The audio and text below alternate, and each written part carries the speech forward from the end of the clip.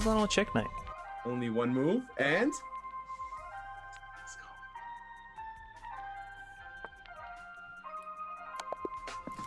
Let's go! Let's go! Oh, that feels so good. Let me just make sure of this. Easy winning. Let's go. Let's go. Oh! Mate is on the board. The mate is on the board, yeah. I Queen think she has takes to go H2. for the tricks. Time. She has to go for the tricks. She's gonna move this here, but then I just take it with this. If I move up here, is that checkmate? Wow. I think that might be. And let's watch him finish this thing Yes! out. Yeah! 23 seconds remaining. I got it. Yeah. Oh, you know what I want to do? I want to do... No, Yes. no, no, no.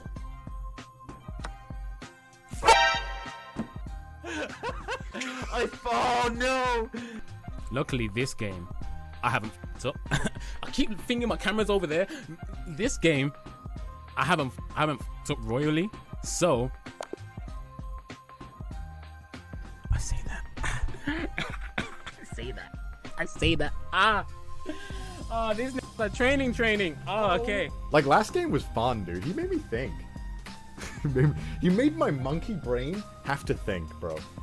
Damn. He brought the monkey brain out of the Stone Age. Watch the commentators be listening in on this part. We are not listening in on this part.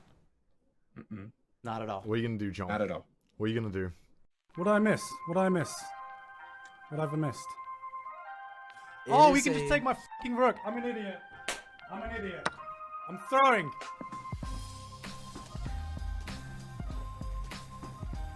I forgot that his rook could attack my rook the same way my rook could attack his rook. I forgot that his rook could attack my rook the same way that he could. I'll take it. But no, wait a second. I didn't forget that. No, he still took my rooks. Wait, no. I'm actually losing my Pawn breaks, and what a pawn break is where you push a pawn to try to change the pawn structure. Oh! Oh my gosh. No. Oh wow. And you see he. Oh,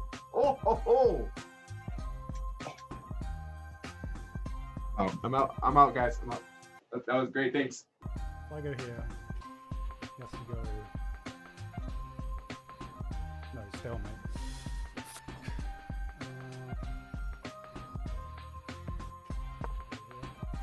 He's setting it up. Yep, he's setting up the ladder checkmate. The king only has one move, Oh, thank God. and he has it. He has it. Oh my God, that was so stressful. That was so stressful. Oh my God.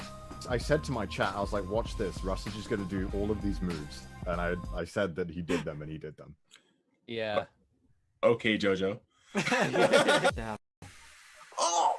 Checkmate There's one. a checkmate. There's a checkmate. Come on. Okay, I'm just gonna start trading pieces. Oh my God! Come on! Game on! Game on! So that's history. Gigguk has never beaten Connor until now. Connor, the heavy favorite to win tournament arc, is now down 1-0. It's win or go home for CDawg. Can't believe that. Can't believe it. If he repeats with the knight to c5, it's a draw. Oh. I don't know if he knows 3-move repetition. If black plays king c7, it's a draw. Oh! No, don't play king c7, please. Oh! Oh, Oh by my repetition? God. What? Can we see the? What? Wow. What? Connor, it's feeling. Oh my God. What? How is that a draw by repetition? What?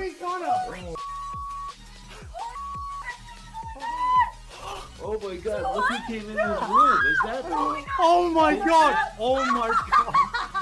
You were the protagonist the whole time! Oh my God! Oh my God!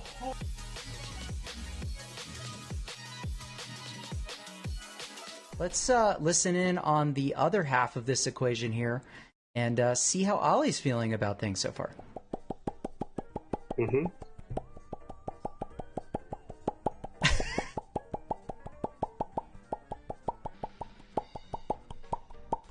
Definitely some strategic. brain working.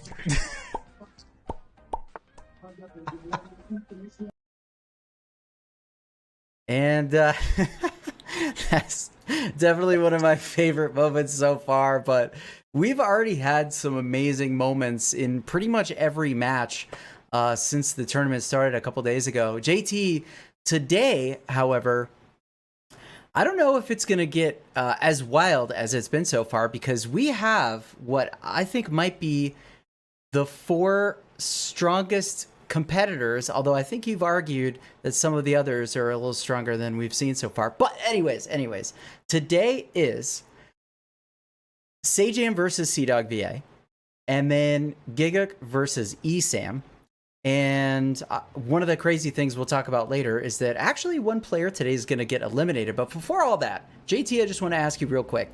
Is there a matchup between those two today that you're more just like excited to watch? Okay. I'm really excited to watch the Esam versus Gigguk one, because if Gigguk is able to win, then he fulfills his promise that he's going to get to the finals, and then it's up to Connor to get to the finals as well, and he has to fight his way through the losers bracket. Now, if Esam wins, he kicks down Gigguk, and Connor then has to win to fight him. So it's a really interesting dynamic here, and I can't wait for that match, because that's gonna kind of show us the whole story, like which way we're gonna go. Yeah, there are so many different storylines that could take place, and so many of those storylines feed off of what happens today. I think for me, it's the other choice. I actually am more excited for Sajam versus CDawgVA, because the stakes are higher than they've been in any matchup so far, because this is the first time somebody can actually be eliminated from the tournament for good. One of those players has to win. Well, they both have to win, but only one will win. Okay, so let's explain the format for everyone. Unless they draw, am I right? You know, we don't actually have a rule that says that after so many tiebreak games, we just have to... We should figure out tiebreak 2 in case it goes for like hours and hours. But yeah, we'll cross that bridge when we get to it. Let's talk about the format real quick. Make sure everybody understands what we're about to do. So the tournament itself is a double elimination bracket. And there are 2 arcs to that. There's the winner's arc for people that win every match. And there's the redemption arc for people who lose a match. They will drop down and have a second chance to stay in the tournament. One of those people will make it to a grand final and face the winner of the winner's side for the championship. Now, the games themselves are 10 minutes on each player's clock with a 5-second increment. So per move, they will gain 5 seconds on their clock. And the match themselves are a best of 3. So the first player to get to 2 points in their pairing will win their match and move on. If we get to a tiebreak situation, and we have already once per day, both days, we've had one tiebreak, they will play 3-minute chess with no increment, which adds a new dynamic to those games of the potential to win purely on the clock, if not on the board. But we also want to talk about the prizes. The winner of Tournament Arc 2 will receive $4,000. Second place, $2,500. Third place, $1,500. Fourth place, $800. And 5th through 8 will get $300 a piece. So everybody goes away with something, regardless of performance. I think that's nice. And let's look at the schedule. Today, we've already talked about this. Sajam and CDawgVA will start at 5. And then Gigguk versus Esam at 6:30 Pacific. And then on Thursday, we get a break. Players get a break. Audience gets a break. We come back with Rusage versus Crazy Ollie, and that is on the winner bracket side at 5. And then Kizzy K versus Tectone in the redemption arc. One of those players will move on, and the other one will be eliminated from the tournament. So we'll take another look at this sort of visually represented to make sure everybody understands what this looks like. The top side, marked in blue, is the winner's bracket. And you win, you stay up there. And you don't have a lot of matches, too. It's really nice. You get the bonus of winning, of not having to fight through too many people to get to the grand final. Whereas the redemption arc, however, is definitely an uphill battle. You, in order to get to the grand final after dropping down, you really need to fight your way through many more opponents in order to earn that place in the grand final. So, what do you want to talk about, JT? I talk about what storyline do you want to see the most? Yeah, I mean, I think there's obviously a set of people who want to see Connor versus Gigguk 3.0, right? And we'll know if that's going to happen today. If Esam defeats Gigguk, Gigguk drops down into the redemption arc. And if Connor beats Sajam, then Connor will face Gigguk again and will get 3.0. I think there's a lot of people looking forward to that, right? There's also a lot of people looking forward to just the match between Gigguk and Esam because they may be the two strongest players in the tournament thus far in terms of their performance, their accuracy, just the quality of play that we've seen from both of those players so far. So, man, there's just a lot at stake today, and we're going to find out relatively soon because in about 4 minutes, the games are going to get underway. So we're going to take our first break of the day, and when we come back, it will be Sajam versus CDawgVA. One of these players moves on, the other player goes home. So we'll see you both. Who am I talking to? We'll see both people in the audience, I guess. Right. We'll see. I will see both you. the audience and me, I guess. Right. I will see you in my shadow. I don't know what I just said here. We'll be right back. We'll be right back. We'll Bye. see you both. Who am I talking to? We'll see both people in the audience, I guess. Right. We'll see. Didn't Carl lose on purpose? Exactly. Carl lost on purpose for the I will see story. you in my shadow. I don't know what I just Come said. on, guys. You guys know how it is. I wouldn't actually lose. Seriously, come on, guys. I wouldn't actually lose. No, come on, that was for the memes. Okay, I'll turn off the stream, otherwise they'll hear me. I'm ready for some clean chess today, gamers. It should be simple. We're gonna play our heart out, and we're gonna get that dub. I hope Sajam is scared. This is gonna be I'm gonna be a worthy opponent. I think is fair enough to say. So let's play some clean chess. I want some good games today. That's about it. That's about it. No blunders, no blunders, no blunders will be had today. Zero blunderinos. Let's get this. Let's do it. Oh shit, thank you for the anonymous 20 subs. Oh my gosh, thank you. How kind of you. Mods, can you put it in I'll probably be needing a mode soon as well. Just get ready. We'll probably be going in like 2 minutes.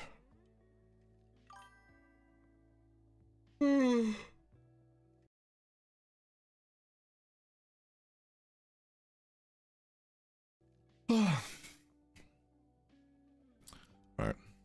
Just waiting now. Just waiting. Just to come put me on the main screen, so I'm just like, hi guys. Hey guys, just how's it going? Is everyone a good day?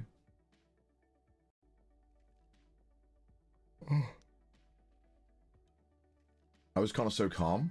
I'm sweating even though I'm not playing. I take solace in the fact that if I do lose as well by some reason, I don't have to play chess anymore. I can do something else with my week. But if I do win, we have another week of practice to do. Yeah. I really love chess, but it's a lot of chess, you know. Alright, we got this though. But my heart won't allow me. Did you give up already? I have not given up. I'm too stubborn, but I wouldn't mind being able to do something else.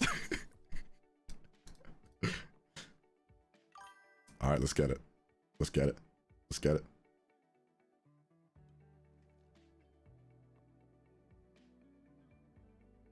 All right, guys. Maybe start anytime soon now, boys. Oh, they're typing in the chess chat. Get some last minute hydration. It's coming in 1 minute. Modes, mods, put it in the mode only. Let's get this, boys.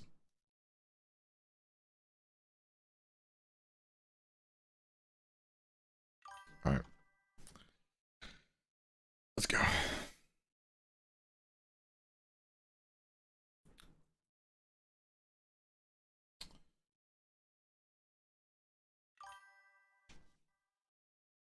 Feeling good. Feeling ready to play some chess. Just work out. Epic. All right, CDawg is ready. I think Sajam is ready. And yeah, we're gonna get started. This is crazy, dude. like one of these players is going home. It's so hard to think about that. I don't want anyone to go home. Yeah, it's pretty unfortunate. Like, can't they just all stay? Like, what is this? Yes, please. Can we just have a redemption bracket?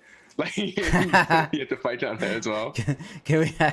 Yes. What would that even be called in anime? Like, if there was a redemption arc to the redemption arc. I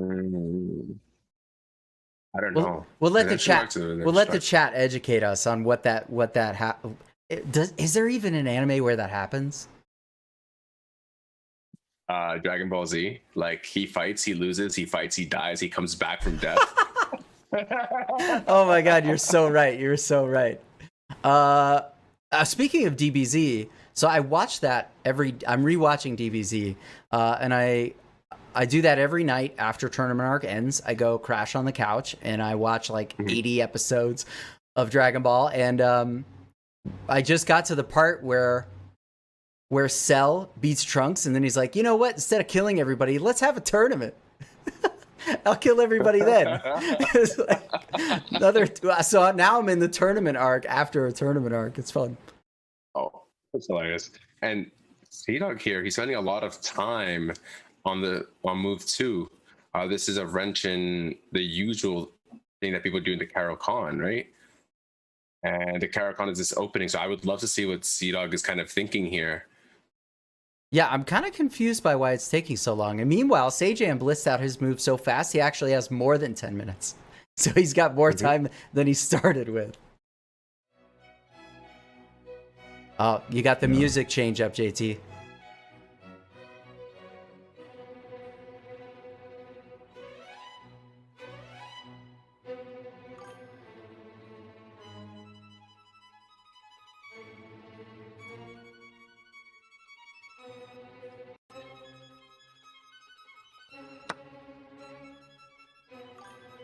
Isn't this kind of awkward for CDawg? Let's do this. Not really. I mean, I think he's just taking his time because he was moving really fast against Gigguk, and he doesn't want to lose like that again, right? So I think taking time in the opening, making sure, even though you know what you want to play, taking time just to reevaluate your plans every few moves makes a lot of sense here. It's something that I do in tournaments where even though I know what I want to play, I just make sure that it's the correct situation. It's what I've studied. So I think him taking his time here is good. And already I think he has a small edge here. I think that Bishop F4 is not the correct move. I would just try to protect that pawn on E4. Maybe, you know, like play knight F6 or something like that. And the knight, like maybe this knight here, just to protect the pawn. But now knight captures E4 is a very interesting option. I wonder what they're going to do. I wonder why he didn't take the pawn to begin with. Yeah, move ago, right? Mm-hmm. Yeah, let's see what see his plan is. See what Sajam is maybe thinking about here. He's got some tunes going too. Spanish guitar, something. I don't think I'm that worried about the knight yet. I think I kind of want to move my queen and then castle.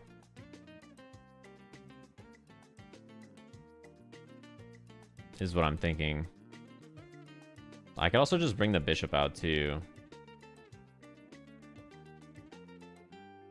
That's okay. I think I'm gonna do this and see if he'll trade it or not. If he doesn't, I'm just gonna develop the what's it called? I'm just gonna develop the bishop, and then I think I'm okay here. I'm not sure what the right line is. I haven't actually played against this opening before. The Karokan defense? Yeah, I'm not sure. But any opening, so from my very limited chess understanding, any opening that is not like them taking control of the board, like they don't play a center pawn, then you should just take the center. So that's why I did it. I don't know if it's the right move against this defense, but... I mean, I would agree in general, right? Mm-hmm. In general, yeah, but the Karokan is one of the most solid openings known to chess, and here we just have to keep developing our pieces. And after knight G to F6 here, I feel like CDawg has the right idea. He's definitely just going to develop. One of the main plans here, well, there are two plans that I think are going to happen depending on how white plays. So bishop to c4 just played here. Bishop to c4. I think an easy plan is just to get this knight to b6 to attack this, and then maybe we can develop our bishop to g4, and only then push this pawn, because that's what we kind of want to do, but we don't want this bishop trapped. Right. Get the bishop the whole out in premise. front of the pawn, then close the pawn structure so that it isn't harder later to get the bishop developed. And there's your move. Yeah. Very nice. Yeah. And now Sajam has to move that bishop twice, and that's another thing that we talk about a lot is when you're developing in the opening stage, try not to place your pieces where you're going to have to then move them again and again. And maybe Sajam's going to row. Oh, that hangs your bishop. I guess let's listen into CDawg. Let's see if he sees the best move.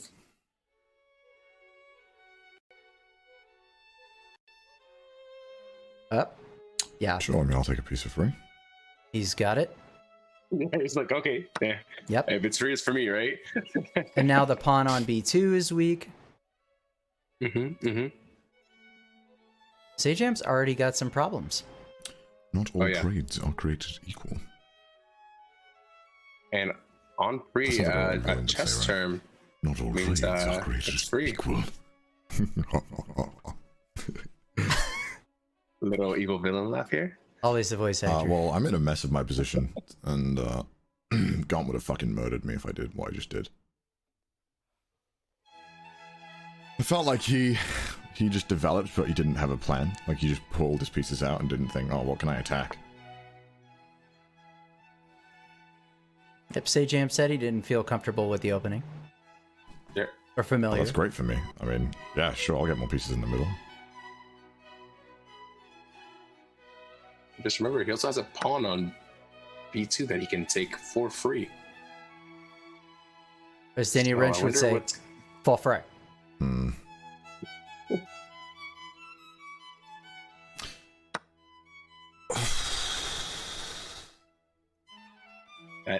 That is another free piece. You sure? Wonder if he's gonna calculate it. Right. I mean, okay. White cannot recapture with the queen. If you do that, then Connor gets another piece. A big one. I mean, technically you can, but yeah, you don't want to because the knight is defended by the queen. So not attacking both pieces, although it's kind of a little bit superficial because we can just kind of move back. Either knight to b6 would be nice here. And we just say, hey, we're up 2 pieces now. And you know what? If that happens, then it creates what Sajam coined, or Danny said Sajam coined in their lesson, is the retweet. So, like, let's say, JT, real quick, if you just put that knight on c4 onto b6, and then draw arrows connecting the 2 knights, it's the retweet. Oh, I see it. You like that? Yeah. So it's a good one. This is actually a very known thing, and sometimes it's good, sometimes it's bad. And the reason that it's bad sometimes is because these knights are redundant, and they're taking away a good square for themselves, right? So the knight on b6 can't go to d5, while the knight on d5 remains on d5. How many times did I say d5 in that sentence? You count. But we'll get a widget going on that. Okay, so we've had a few moves here. h6 kicked the bishop back. Yeah. And we got a retweet in the center now. This is spicy. This is so spicy. Because right now, we're threatening knight capture c2, check, attacking the queen, but more importantly, attacking the king with the check. You have to respond to the check. Yeah, and right? the There's queen only falls. 3 ways to get out of check. Capture, protect, run. For those of you new to chess, right? CPR, remember that. Those are the ways to get out of check. Capture, protect, run. If you can't give your king CPR, you're checkmated. Ooh, what if we call it snack, protect, attack? Right? Snack is like, I'm just gonna go away. And then protect and attack? No. Okay, bye. I say no politely. I say no politely. I need to push the other knight off, man.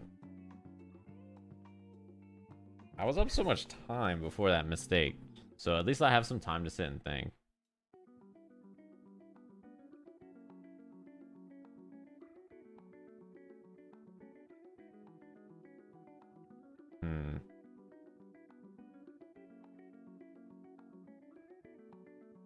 Yeah, I'm far slash in chat. It's okay.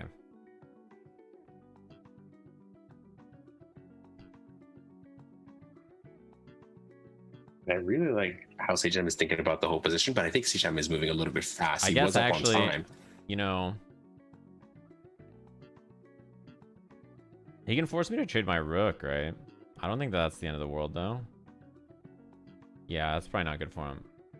I'm actually just in a bad spot because he's going to start developing no matter what I do here, basically.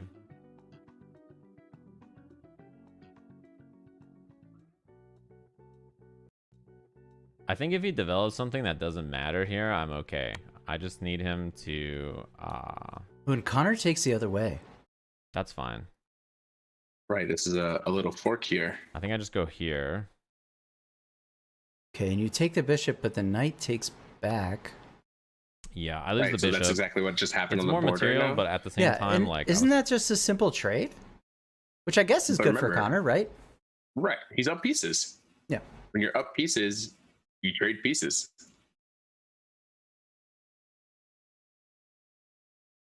Yeah, and I wonder if Connor was aware of this plan rather than taking the knight, or rather than taking the pawn with the fork on the rook. Yeah, that's interesting. I like both lines, but I think this line of, this line makes sense. You're winning, you're winning. This is an easy way to trade off pieces.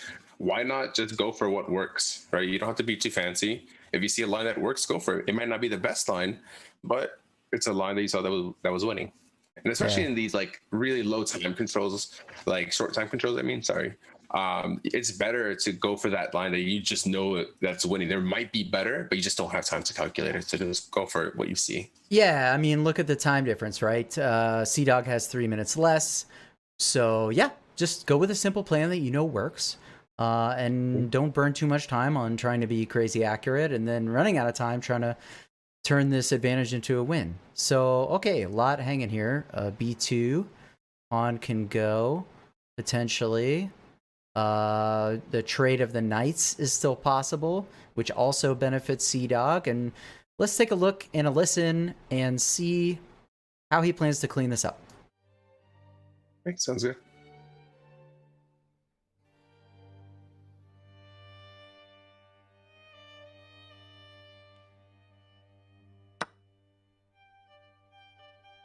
Simple enough.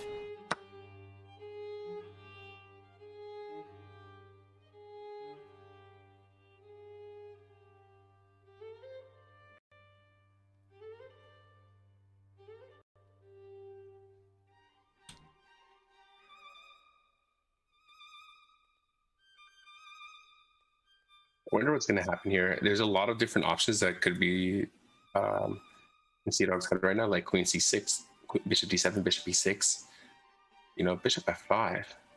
Okay.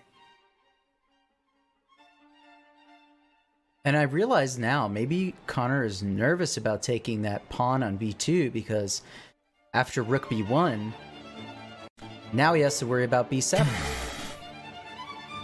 Yeah.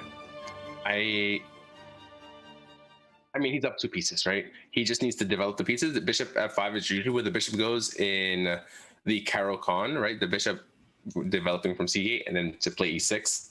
I think that if Connor finds trading the queens, that this game is going to be pretty easy to kind of wrap up. Oh, wow, yeah. Just, develop the bishop somewhere, maybe to e7, bring a rook to d8 and castle. And that should be, pretty good. Pretty Yeah, easy. that queen trade looks really good for black. And then you just play it out with not only 2 rooks, like your opponent has, but 2 bishops on top of that. Mm-hmm. And look at the pawns, too. I mean, yeah, 4 on 1. Gotta like that. Right. Not only up 2 pieces, but also up a few pawns as well. Up 2 pawns. But also, look at how much time Connor is spending right now. I mean, the clock is whittling down, and maybe he's forgetting about keeping it simple and or nervous. I mean, the rook staring down the open file is a little bit scary, but you can just trade, and it continues to be good for you. Queen d8. rook d8 first, and then if they trade here, I mean, this is a very, very good trade for black because they trade off a pair of heavy pieces. I mean, would Right, you and the heavy say this pieces is? being- Mhm. Would you say this is one of those situations where you kind of want to sit on your advantage because almost anything white does is going to present an opportunity for you? Well, this is one of the cases where we want to limit the amount of counterplay that our opponent has, and by trading pieces, trading heavies, we limit their play immensely. Heavies, I like Right, that. and Sajam, the correct choice actually is not to trade. So he made a really, really good move there, saying, "Hey, I kind of don't want to trade. I'm gonna let you trade, so I keep my rook on the D file, right? And I'm gonna play Queen F4 first. And if you want to trade, you can trade. But now your rook on H8 is not working. Your bishop is not working. So there might be some opportunity, and we just play a very calm E6. And I love this idea because E6 is basically what you want to play in the Caro Khan. Now he's coming into a familiar structure. Right? Yeah, and 2 minutes on the clock. I was thinking for Sajam, maybe rook h to f1, you move the king out of the way, and then queen takes f7 and it's mate. But now that Connor's played e6, the bishop's going nowhere. Right. Wow. Let's see what Sajam thinks about the fact that even though Connor is definitely ahead, Sajam's ahead on the clock. I could attack the rook there, but it doesn't really do anything. I really don't want to attack his rook, I don't think, because it doesn't gain me anything. Like if queen takes, and then queen takes, and then rook takes, and then he takes my rook, I'm down too many pieces to do anything. My pawns are also kind of in a bad spot. I kind of want to just start pushing a pawn. I should also move the other rook, but I don't really know where it needs to go yet, so I just kind of want to think about it. What would be bad for me, actually, is if he pushes this pawn, probably, huh? But I'm not sure if he's... Okay, that's fine.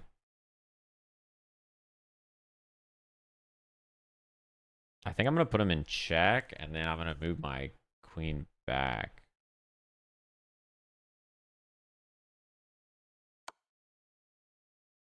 He also doesn't have that much time. Queen A4. If we can maybe force a couple of mistakes, I somehow might...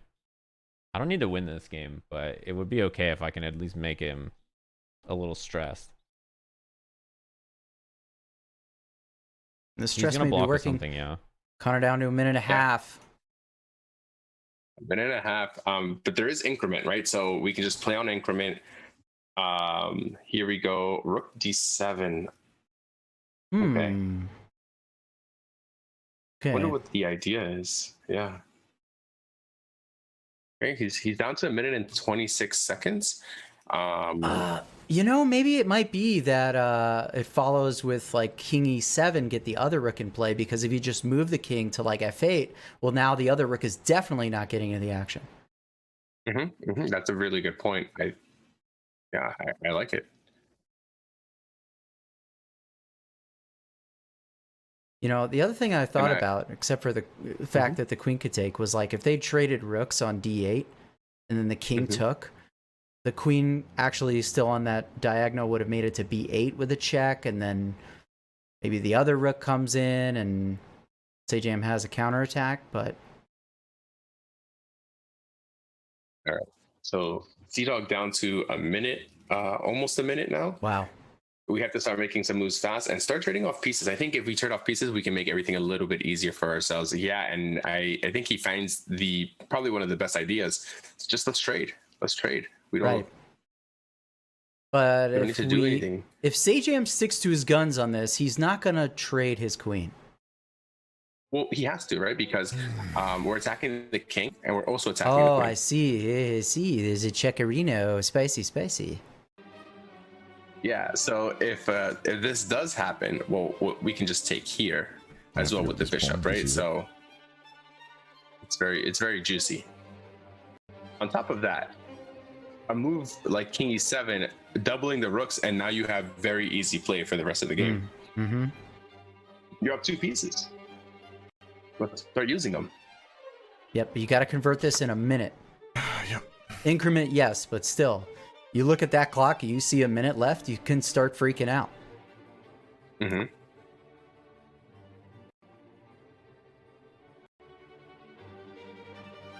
Oh, he's trying to maybe pin this to this, right? He's trying to play maybe c5 in the position. Let's see if CDawg is actually gonna find the idea. You know, after rook d8, does he actually have anything?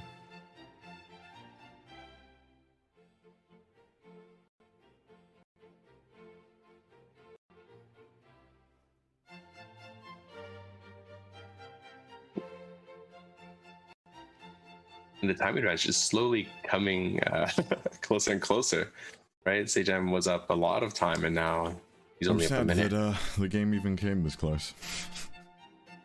I feel like I've played pretty badly.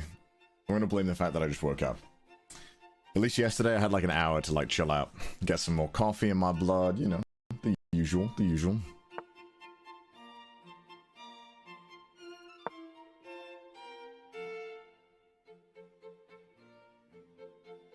And I absolutely love the move bishop b4 here. Bishop b4, very, very strong move, because once you play bishop b4, you're forking these two pieces, but on top of that, you're saying, hey, I'm trying to win a rook here. I am trying to win a whole rook, right? And so the idea is if rook takes, and then rook takes, we're up 2 rooks for 1 rook. And, yep, and there it goes. Obviously winning, so forcing an exchange here, yep. Remember, we're up pieces. And here we go. Let's see if we can actually get a small conversion here. Yeah, rook on e5. There's really no future on that rank. Every move is bad. And now you have to drop back. Wow. Taking the yeah. And then taking the free pawn here.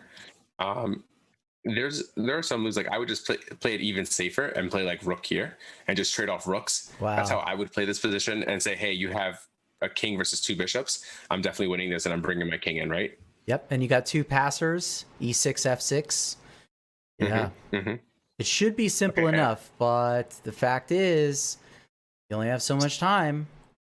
You still have to convert. So let's see how Sajam is taking this position and what he's thinking about.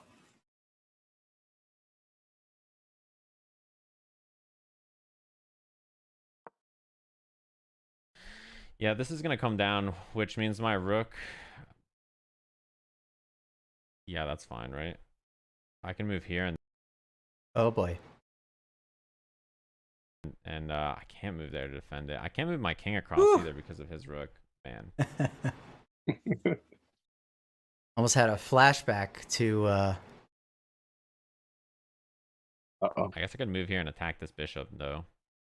Let's see if he attacks the bishop on playing rook after he does it, and then defend it, and then I can keep this. There's a pin on turn, but I mean, I don't have that much time now. I'm now.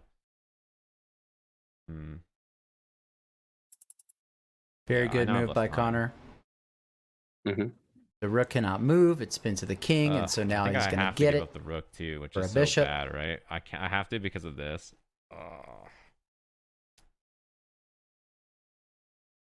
Yeah, that sucks. That was a good move. Right, and I think I'm sort of out of time. I'm not only out of time, but I'm out of moves too. With Connor's point of view, or both of them.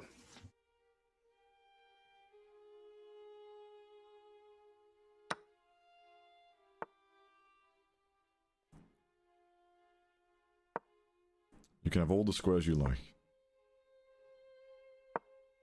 Oh shit, I didn't mean to do that.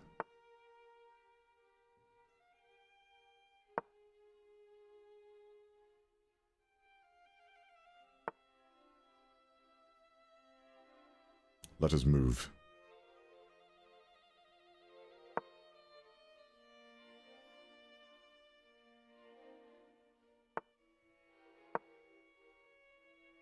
Nice and easy.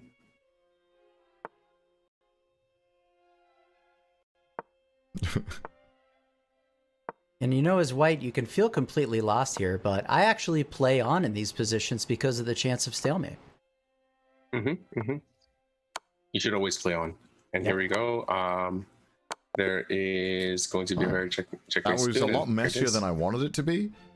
But yeah, I guess a win's still a win. A win is still a win. And Sajam immediately analyzing his game, which we saw yesterday in his match against Esam. And we actually saw some good results from that analysis that he did during the break about time management and about playing a little bit more safely. And that did result in a stronger game for Sajam in the second game of that match against Esam. Ultimately, he did fall in that match, but we're going to see if maybe that same, taking advantage of those 5 minutes is going to do it for him. So we're going to take a quick break. When we come back, we will have game 2 of this first match between Sajam and CDawgVA. So stick around, and we'll see you in just a minute. See you soon. Double question mark? I think I played fine. Trading while behind in pieces is bad. You trade too much when down. Getting hit in a fighting game is bad. You should try not getting hit. Yeah, it wasn't my objective to trade when down. I only really traded when I was forced to, right? It wasn't my objective. I'm aware that it's a bad idea. I just was also in a bad spot. Yeah. The thing about chess, I realized chess is a weird game to stream because the same people I play in fighting games also watch me play chess. And what's it called?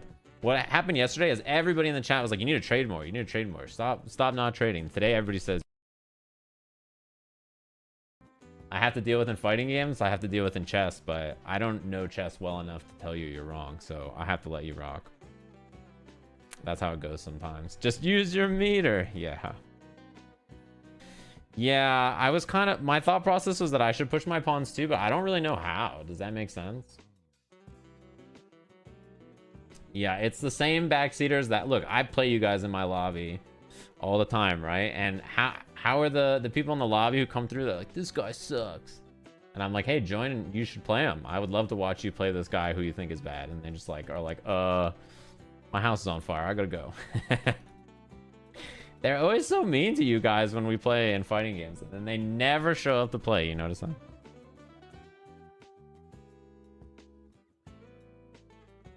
The pawn he took on e4? You mean with my knight? My thought process was that instead of taking with the knight right away, I was okay with him taking here. And then me taking with this knight to get this knight in. I guess I could take with the knight instead. But I don't know. In my head, it just seemed like okay to let him give up the center like this. But maybe I'm wrong. I don't know. My thought was that this seemed fine. But maybe it's not. Yeah, I'm not sure.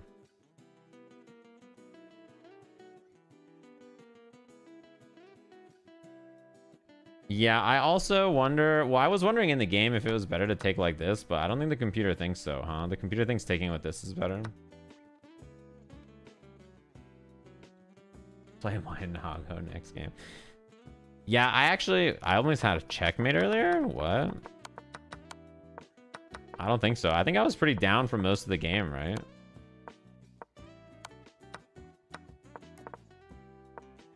Like, I wasn't really in a good spot. Looking through this, I think most of my ideas are close. I think honestly just the mistake is what caught me. The mistake was the biggest issue. That's like the biggest one. Yeah, also I was so up on time too, but I think that's okay. I don't feel so bad about that. Yeah, the misclick was the thing that I honestly just tried to click on the bishop. I didn't mean to misclick it. He didn't have a choice of trading queens. Yeah, if you're talking about trading queens, then I had to. What did you like? If you're saying that, then I had to trade queens. What was my choice here, right? You have to trade the queen. If you're saying why are you trading queens, then just look at the spot I was in, right? He plays check, so what do? If I block with the queen, he gets it anyway, right? What am I gonna do here besides trade queens? If I move the king, he takes my queen, right? And then I trade like this, but the best move in the position is the one I played, yeah. Yeah, I didn't really have an option there, right? I think I was kind of stuck. Yeah. It happens like that. Really, the big mistake earlier was the biggest issue, right? That was the biggest issue. I think besides that, I played pretty well, which is good. It happens sometimes. I'm also. All right, well, we are back, and we are gonna see game 2 of Sajam versus CDawgVA. The stakes are high here because whoever does not win this match is eliminated from Tournament Arc 2. This will be the first time that somebody goes home, and Sajam will need to either draw this game and win the next one, or vice versa, in order to stay in the match and take this thing to tiebreaks. CDawg only has to win a game, and it's all said and done. JT, we listened to Sajam during the break. What do you think needs to happen? I think he needs to win his next 2 matches. That's what needs to happen. Well said. Okay, here we go. right, because you only gave 2 options, right? You only gave a draw or a win, but he could win 2 and, stay in the match. So they have started with CDawg now as white and Sajam as the black pieces. So let's see what they're going to play. Very standard opening so far, getting the pieces out. There's knight f3, bishop to c4. Yeah, I think this is what And Connor he's been usually going for plays. the setup a lot. Mm-hmm. Yeah, he's been going for like this d3 setup a lot. Yep. Getting the bishop outside the chain first, and yeah. Let's listen in. Maybe he'll share some insights while the game is still early before it gets hyper focused.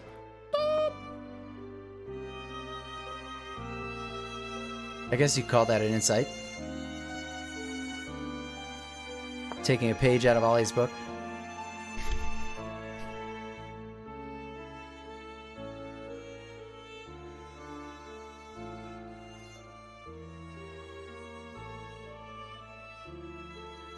Maybe this is what Connor needs. It's just sad music. And here he's almost going for like a delayed fried liver attack. And I wonder if Sajam is gonna fall for it.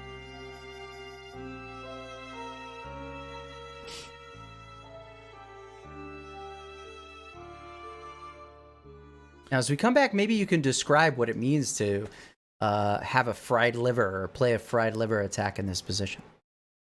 Sure. So in this situation, instead of playing d3, you can go ahead and play knight here. And once they play the normal break here, there's this very beautiful knight sacrifice, and it's played a lot in scholastic chess, and where you sack a knight, but you get this huge position where the king gets to the center, and we're able to keep attacking. If the opponent's not ready, they're going to fall very quickly. So here he played d3 first and then played knight g5. He played these ideas. So I'm wondering here, if takes, are we going to get the same position with his knight captures here? So it's going to be very interesting for sure.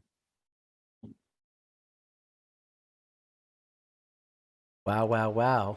Very cool. Let's see if Sajam feels any kind of heat about that sort of attack. Maybe he's even aware of that pattern. The thinking face on it. That was pretty good.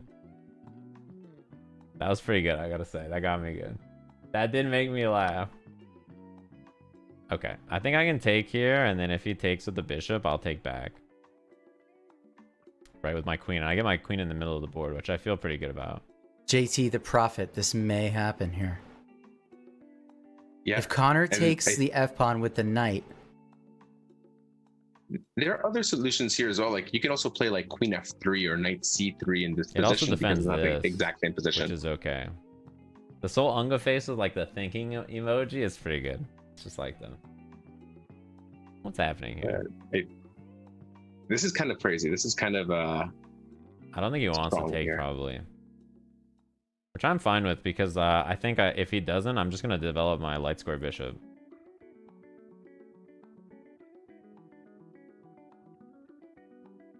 And the queen too. I can just take the... If he doesn't... Also, if he takes here, I guess I suppose I can also just take the knight. Oh, I can't because of the bishop. Damn. Well.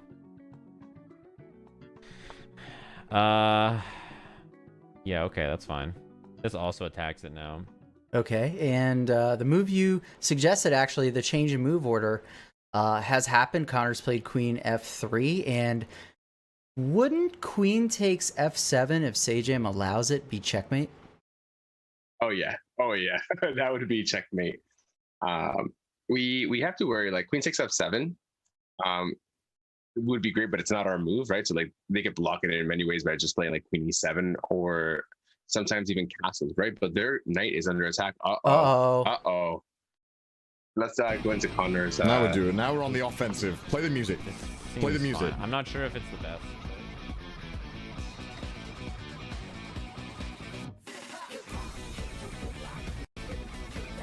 Oh, Connor's gonna miss it.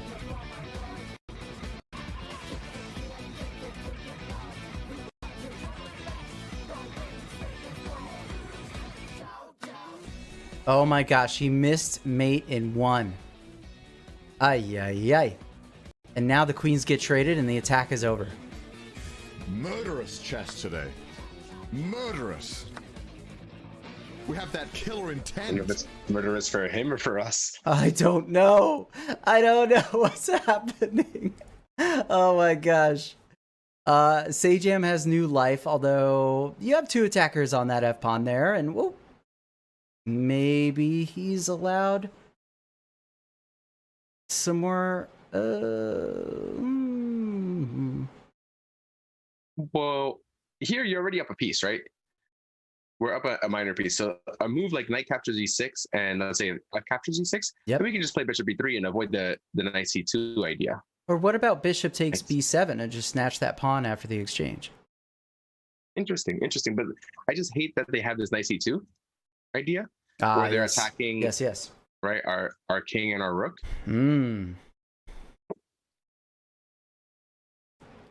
Wow, that was again wild. When you're up pieces, trade pieces. Yeah, I can't believe we missed a mate in 1. He could have sealed the deal right then and there. Sajam would be going home. Connor would be moving on. And you know, when he analyzes this game later, he's going to slap his forehead. He's not going to believe it. Oh, yeah. Okay, Sajam gets the rook, and let's see if he feels like this is turning the tide for him. Damn, he's good.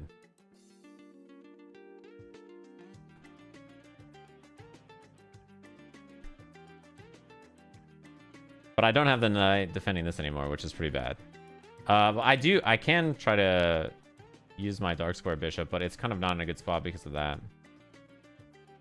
It might not have actually even been worth it, though, because of the loss of the defense on this position. Yeah. I have to take back, right? Unless I kind of have to take back, which is okay. I think I'm fine with this. Yeah, that's totally fine, I think. I can't push him off, really, hang the bishop where his knight is, but my knight's in a great spot anyway.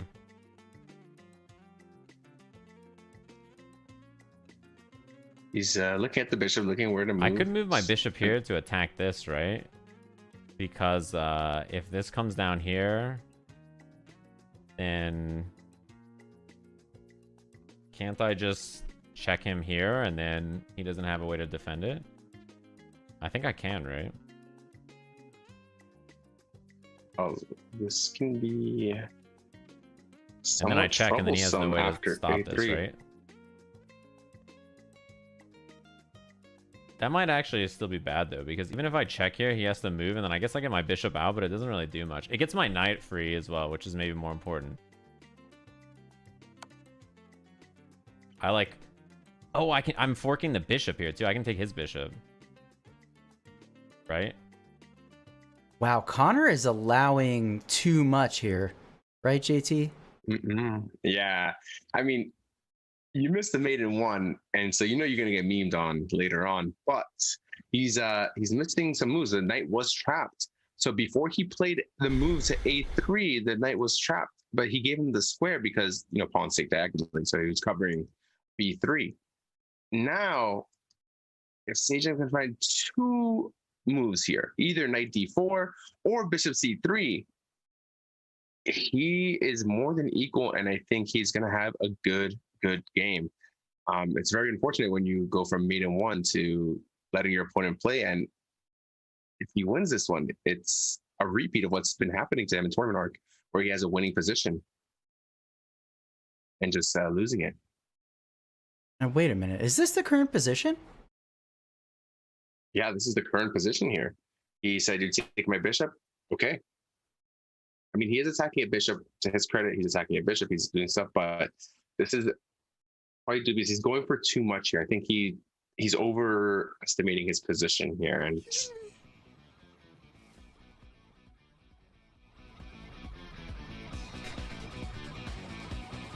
oh, fuck my life. It's an accident.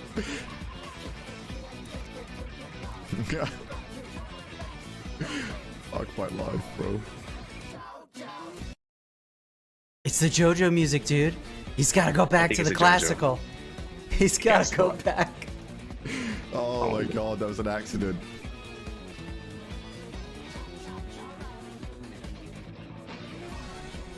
yeah, this is not that bad.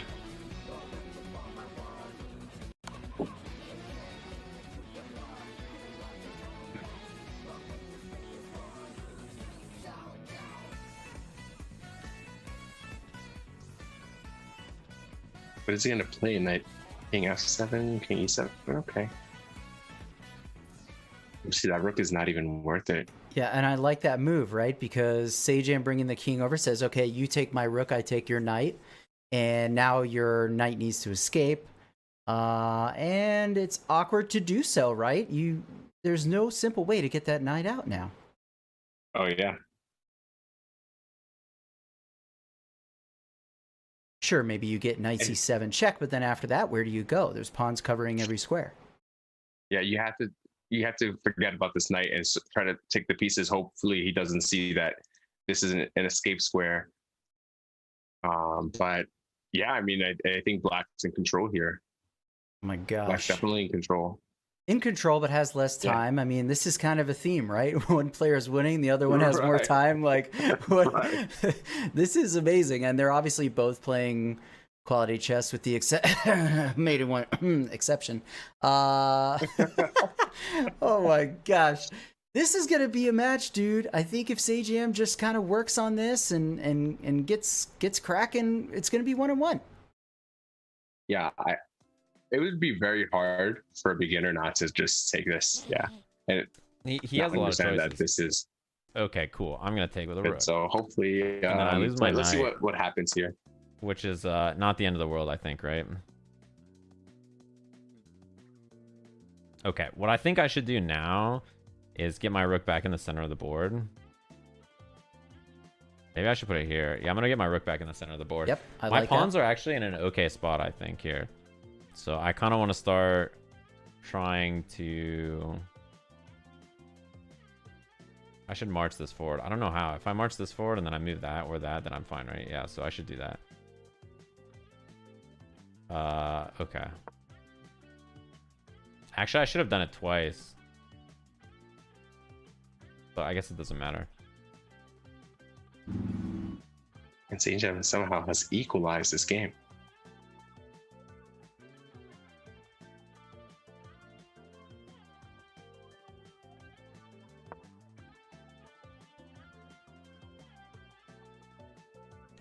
This doesn't do much, right? Unless he has to push one of these two pawns. Which then makes my king back up, but it's fine. He can't push this pawn. He has to push this one probably, right?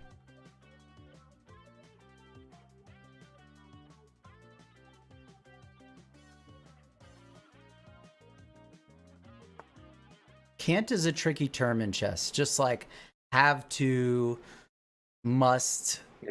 Because there's always exceptions and justifications for certain kinds of moves. That kind of talk could get you in trouble. Yeah, definitely. I think there's a lot of things that are being missed. But I think definitely we needed to take here and play d4 a move sooner. But here it just doesn't work. So here we can actually play f4 because of the pin on the pawn. So hopefully we can kind of, I mean, we talked about this in our lesson, right? PP on the PP. Put pressure on the So pin piece. let's see. Put pressure on the pin piece, right? So let's see if he remembers the lesson, and we can go from there. And let's see if he's learned the lesson about his musical choices. Hiya.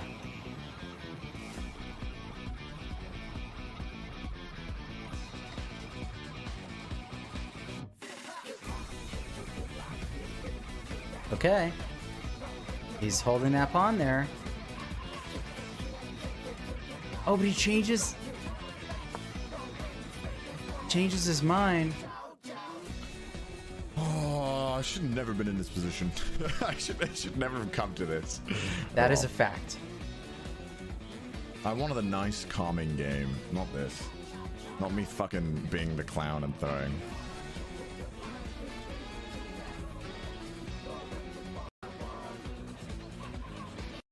Uh-oh. What's gonna happen here? I have to offer trade.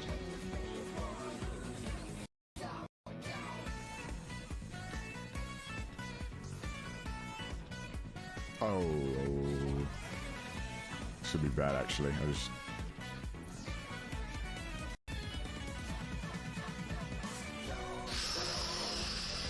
This is not good for me.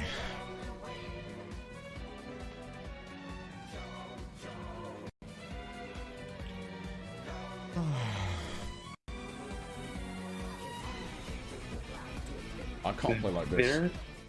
Wow. There could be an end game here where, yeah. Wow, and Sajam takes with the pawn with check. The correct move, actually, by taking with the pawn, we cannot take back, right? Because the rook is here. So yeah, king d2 pretty much force king d2 or king c2. But then what do we do? Do we trade the rooks and then work the 2-on-1? Oh yeah, that's definitely the right idea here. Rook captures e4, maybe f captures e4, king d6, c5, and then we have a majority on the king side here. So this is going to be a really, well, I'm going to say easy in air quotes, because nothing's ever easy when it comes to tournament arc, right? Yeah. What we say is easy, yeah. What if I take with the f pawn now instead of the d pawn? Yeah, I think either pawn is still losing, but let's see if we can find the correct idea. Because I guess I was kind of thinking that I wouldn't want to remove the ability to trade on the. He just gave back the pawn. Oh, Sajam should not have pushed that. Ay. And this is where the more experienced player should come out ahead. Here, a very principled move is just to play g4. Here is very, very principled move, and the idea is you want to take away their tempo. So there's a very famous book by Mark Dvoretsky. It's called The Endgame Manual. Sorry, I have to correct you. Ideas... I learned from Ludwig that the pronunciation is Dvorsky. Dvorsky. I see. I'll send you the clip later. All right, thank you. Yeah, you're welcome.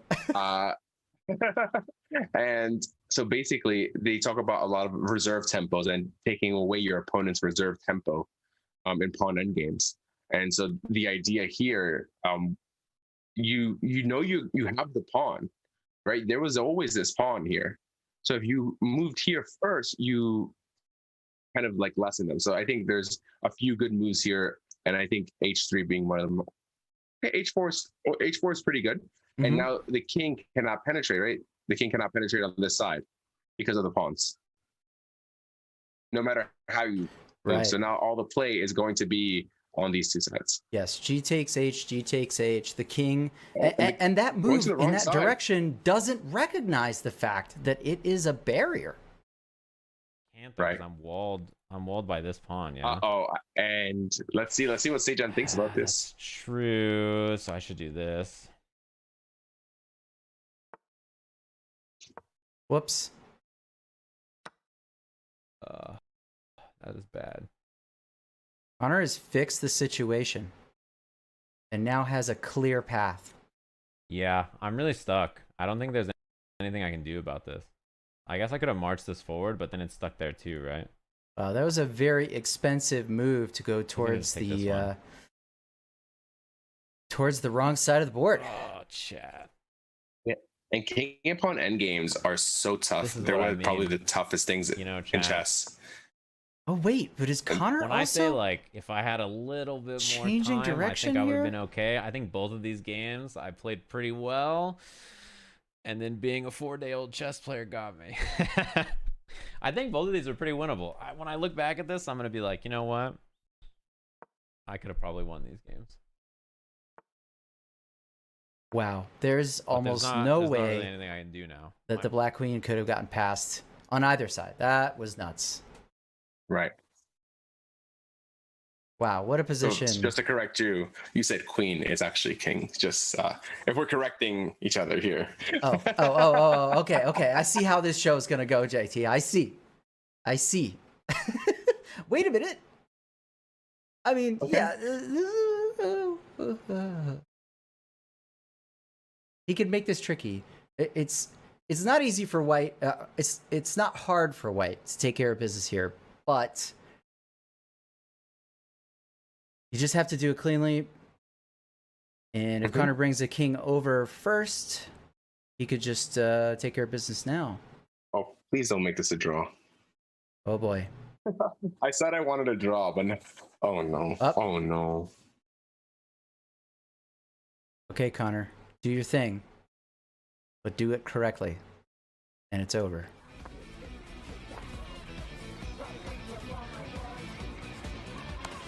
If you don't want to stalemate, just keep checking. Right. Just keep checking. Okay.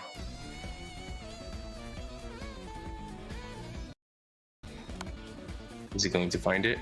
There you have it. Oh my god, There that we did go. not need to be as close as it was. What a fucking... I'm so stupid. How did I pre-move that? By accident. Oh my god. I wonder if his chat is going to tell him about the Miss Maiden one. Or if They're we have definitely gonna give him some of that. or if we have to tell him during the interview. I don't know. We'll see. But wow, that's it, guys. CDawgVA moves on, and Sajam, unfortunately, that is the end of his path through Tournament Arc 2. But he gets to take home a cool $300 cash, and we also get an interview with him before he goes. So stick around, guys. We will be right back momentarily with the players, Sajam and CDawgVA. We'll see you guys in just a sec. Yeah, that makes sense. I was actually winning most of the game. Damn. I had a bad mistake on the first game, and then, what's it called? I was winning most of this game, and then I made a mistake. You scramble too much with the knight and the rook on 1A. Oh, I'll keep that in mind. Thanks very much, wild child.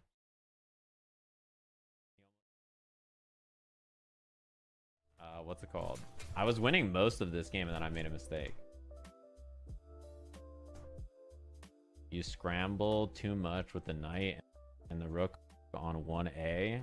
Oh, I'll keep that in mind. Thanks very much, wild child.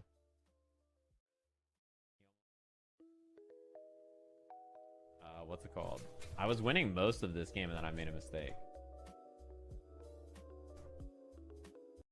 You scramble too much with the knight and the rook on 1A.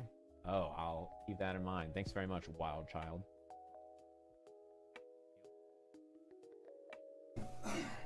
What's it called? I was winning most of this game, and then I made a mistake. Well, looks like we are up next, boys. You scrambled with the knight and the rook Oh, it's on 1A. Oh, Wait, I'm live on Chess.com shit. Hello guys, welcome to the winners POV for the next match. I was winning most of this game. Let me mute this for now. So yeah, chat, please tell me when the interview portion starts, because I've got to get ready for my match then. I just did the fucking Leonardo DiCaprio meme of just like, oh, wait a minute. Gun doesn't miss Mason one, no. I wouldn't say I'm good at chess though. At my rating, it's pretty much just 1200 will have realized about this rating is just who fucks up the least. Because as you saw against my match against Connor, you can like play perfectly, and then people at my level they play like great, and then they make one single blunder, and then the game's over. It's one really stupid blunder, and normally I'm the one making that one. Oh, you trash talking? Hey, Esam. How are you feeling about the game, Esam? Yeah, we trash talking today. I'm ready for my dub. I'm ready for my dub, man. I'm sorry, man. I'm sorry. I'm sorry that you have to be on my path to the finals, but I hope you put up a better fight than Connor. I'm kidding. I hope you play worse than Connor. Connor made sweat yesterday, so I sincerely hope you don't play as well as he did. I hope you play as well as Connor just did, honestly. If you play as well as Connor just did, then it should be a breeze. Should be a breeze. Gun, I want you to win, but Esam seems pretty strong. Yes, I know. I wish I played him today instead of you. No, maybe Connor should have won yesterday. Like that would have given me my chance for my redemption arc. But Connor's on his redemption arc in it. Connor's on his redemption arc, so I don't even have plot armor anymore. God, I want some thighs. Who doesn't, man? Who doesn't?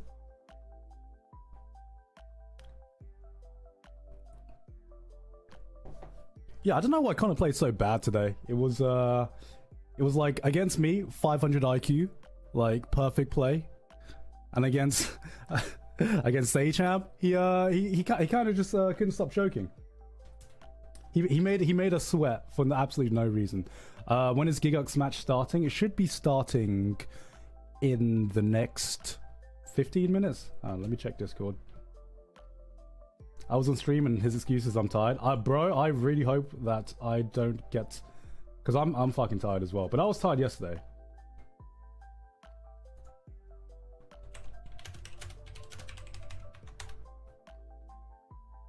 Oops. CDawgVA? God, yeah. You know, I feel really bad if people are gonna start calling him that. You know, that's just on him to win the tournament, right?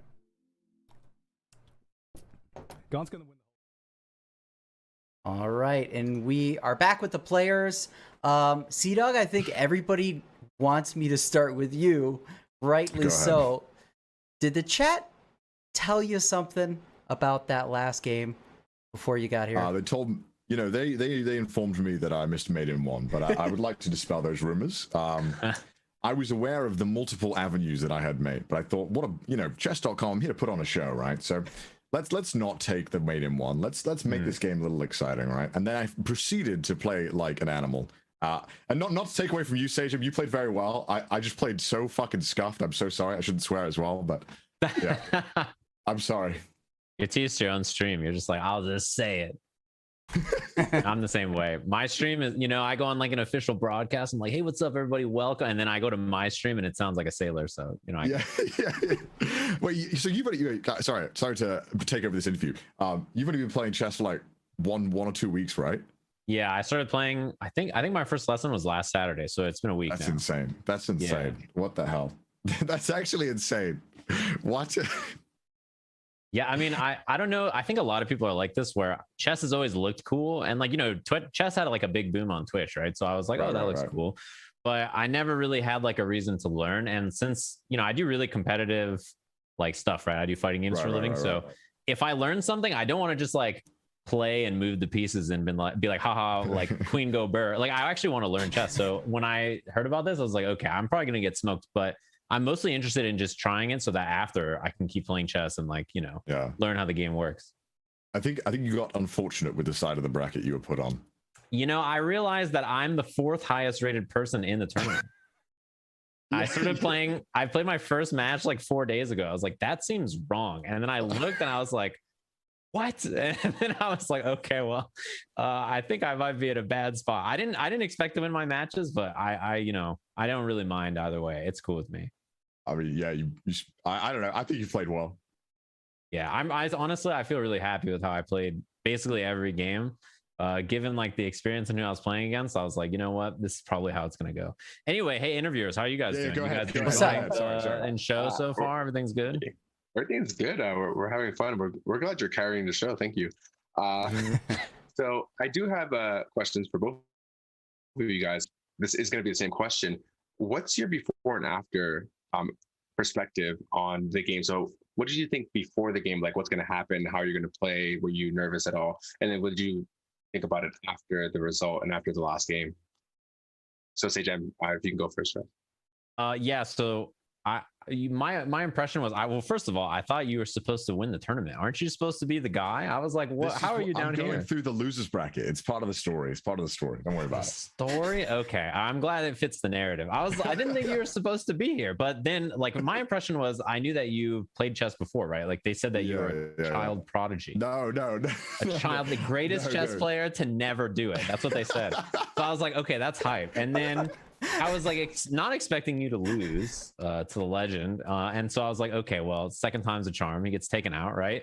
And then in my head, I was like, okay, well, I'm just gonna play chess. I don't really know what openings to play or what to play against what openings or anything. So to be honest with you, I was telling my chat in the second game, that was like the first end game I played. I was like, okay, oh hell yeah. I'm like, I've never played a pawn end game, and I was like, okay, the pawns, they only go one way, and that's forward, and then I went down. So it didn't really work that well, but I think overall like it went about how I expected. From what I understand of the board, I think you were in a winning position in that pawn end game. I think, is that correct? Yeah. JT. The computer said so. I'm not sure about me. I didn't like what I was in. I didn't like it at all. I didn't like what you were in either. it was pretty bad. Yeah, I was like, what have I done? What have I done? This is a mess. Because I don't know. Okay, when I instantly moved that knight that one turn, that was like a weird move. Yeah. That was a misclick. It happened to me too in the first game. I just accidentally moved the bishop. I was like, so what should I do? Oh, and then the bishop just went flying across the table. I was like, word. I was like, no, not like this.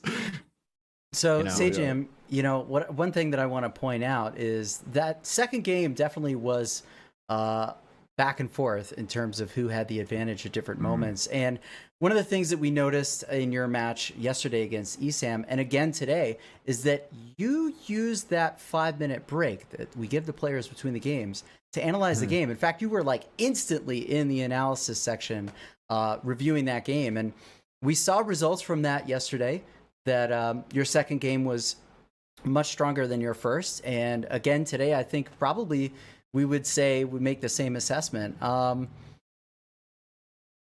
I don't know. I feel like that says a lot about your progress in chess. I mean, like you talk about only playing for a week, but do you think that the analysis side kind of also maybe being a commentator in the fighting game universe, does that contribute at all to your ability to break things down and turn them into a game plan?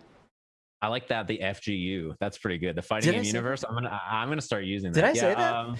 Yeah, that sounds sick though. I'm taking that. That's the next Marvel game is the FGU. Okay. Yeah. Anyways. Well, I mean, in my case, right? I do. My job is to do the analysis when I commentate fighting games, right? And so I was saying this when I had my lesson, but like unlike fighting games, when you watch replays, there isn't like a bar that goes up and down. Like it's my job while the match is going to basically do that, right? Be like, okay, this person has like the winning position because they're punching the other person in the face aggressively, and you're like, word, I really needed help figuring that out. But that's my job to do that. So in this, like having the actual analysis feature is like so useful because when I teach people, I say like, hey, there's a lot of, when you're new to anything, there's a lot of stuff to learn, right? But the most important thing is to learn like little things at a time. So like fighting games and chess, there's only one move that I'm like, okay, there was one move that really bothered me in the last game. I didn't know what to do. Like the computer says I made 100,000 mistakes. I only care about one, right? Which is like the one that was on my brain. Like the next mistake, I'll fix it when I get there. The next mistake, you'll fix it when you get there. And I always describe learning as like a Katamari. If you guys have ever played Katamari, like it's just like a rolling ball that continues to pick up little objects. And like one day it's like buttons, and then the next day it's like earth. So it's like, that's kind of my mentality about it, is just try to pick up one or two little things that you mess up every game. And then in like 20 games, you'll have 20 new things that you learn how to do. That's an excellent approach, because I think chess is like a 2D fighter And the way I explained it, I think to Kizzy was it's a 2D turn-based fighting game with a whole bunch of option selects. And you have to understand what you need to do, right? Because you can't just throw out jab. You have to buffer jab into DP sometimes. Right. Yeah, and like that's the cool thing about fighting games is that sometimes people describe fighting games as like in motion chess, which is, you know, there's like a lot of ways to describe it, but I think like there's so many comparisons between the two, which is really cool. Yeah, listening to fighting game commentary, I've actually heard the word endgame used a lot to describe how to approach sort of, I don't know, maybe the second half of a particular battle. It's funny because, you know, even the start of a fighting game match, we call it like the opening gambit. Like, what's your gambit at the start of the match, which is, you know, just the chess thing. So it's literally just all the same stuff.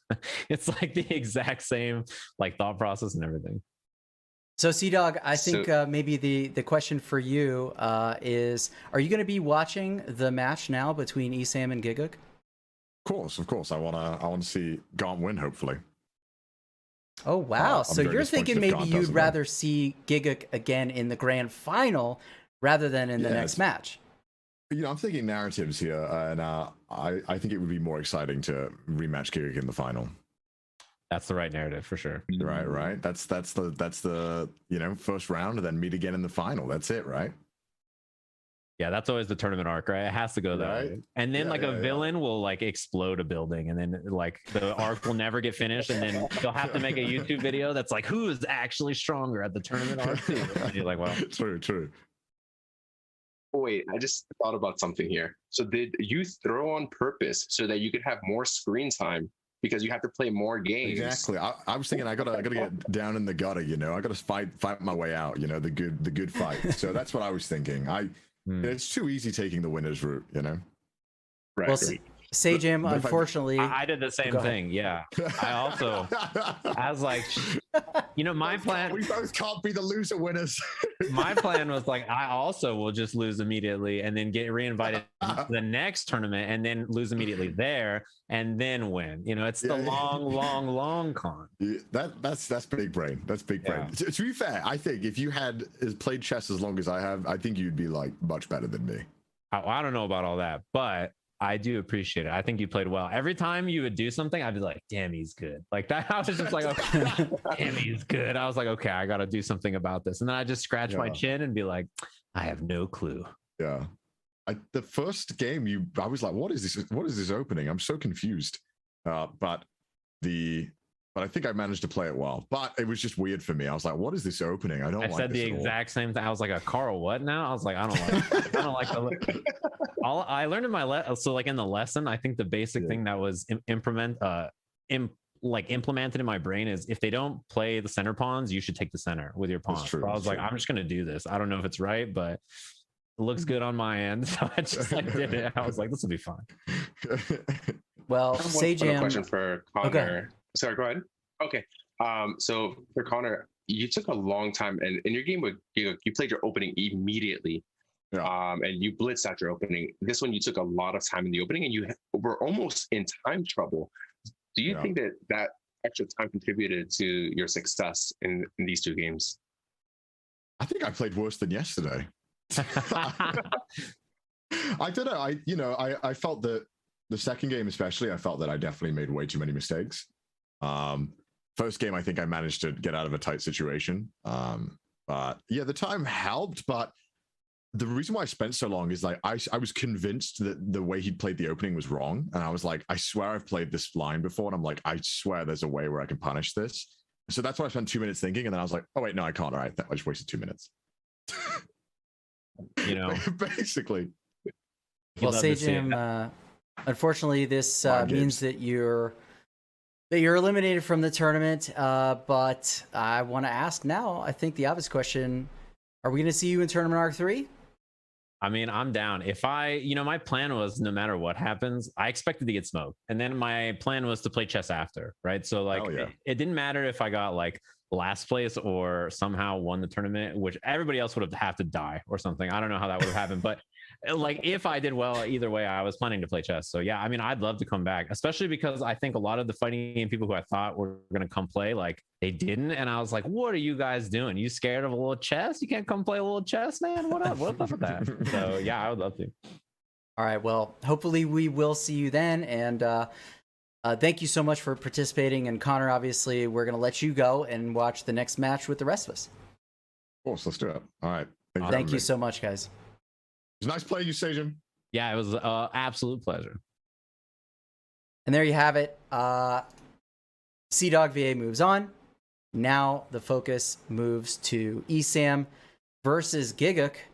And we're going to have to find out basically who CDawg plays next weekend. And also who's going to face the winner between Ollie and Rustage. I mean, talk about storylines, man. There are just so many good things that can happen here. Like, I just feel like no matter what, we are going to have a great conclusion and continuation to Tournament Arc 2. Oh, yeah. This is super, super exciting. All the hype happened again in the beginning now, because before it was like hype, and then it was super hype. But now the super hype is here. What's bigger than super hype? I don't know. What's your hype? I mean, what's bigger than Super Saiyan, right? Right. Super Saiyan 2, yeah. Super Saiyan. Right. I know the DBZ fandom is going to kill me right now for saying that. Okay, we are going to go to break and we're going to come back. And I believe the players may even be ready to play early. So, guys, stick around. It might not be long before Gigguk versus Esam takes off. So, see you guys in just a sec. Right. I know the DBZ I'll do like the VTuber thing and please cheer for me, guys. We're gonna go to break and we're gonna come back. And He may wouldn't say that though. He may wouldn't say that. The players, but yeah, I'll get a dub for you guys. So guys, I'm gonna switch over to emote only mode now. Gigguk versus Esam takes off. So see you guys in just a sec. I'm gonna switch to emotes only. I know the DBZ I'll do like the VTuber thing and please cheer for me, guys. We're gonna go to break. Why is it me again? Why is it me again? Why is it always me? Why is it always me? But yeah, I'm feeling confident about this. I just need to not fuck up.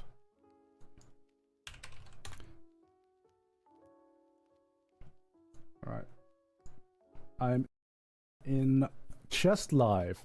Chat, I am not watching you right now. I have turned you off. Let me check it out. Is it in emote only mode?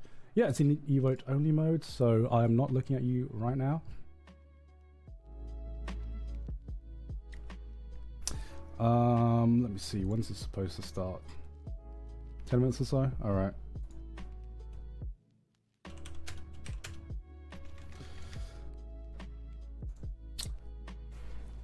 Okay, so my biggest hope is that I get white, because I played black twice yesterday, and I absolutely suck at black. I think that's my biggest weakness, is that I'm pretty strong on white. On black, though, I kind of just am a deer in headlights sometimes.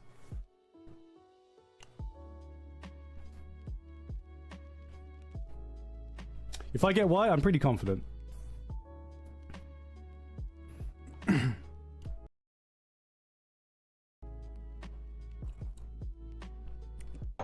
If I get black, however, it might be a bit harder.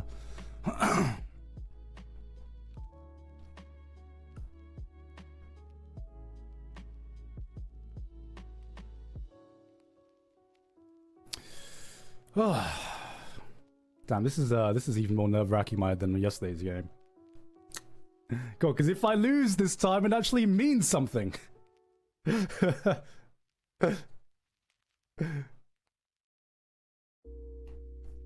Yesterday's game just felt like an exhibition match. I had like zero pressure. This one I'm actually a bit nervous about. Let me turn this off.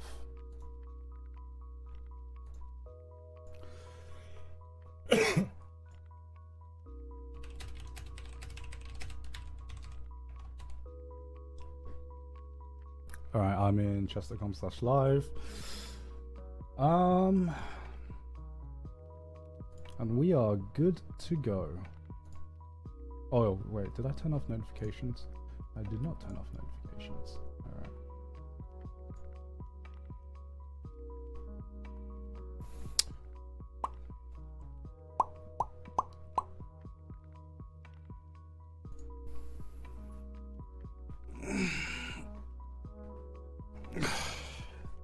We got this. We got this, though. Esam, I'm going to give you the first challenge of the tournament. Don't you worry about it.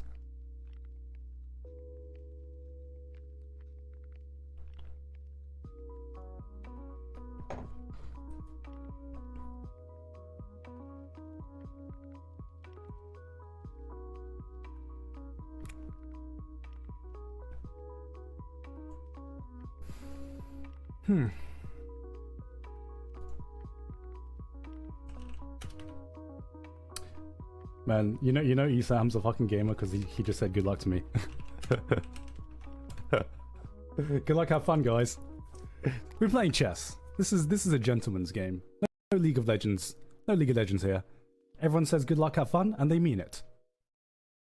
Everyone does mean it, Gigguk. We all want everybody to do a great job, and I think both of these players are going to give us that. They're going to give us their best chess so far in the tournament, and let's remind everybody real quick of the format just to make sure if you're just joining us for this second match that you know what's up. So we've got a double elimination bracket, and right now both of these competitors in this match are on the winner's side of the bracket. So the winner of this pairing will have an easier time making it to the grand final. The other one's going to have to fight a bit of an uphill battle.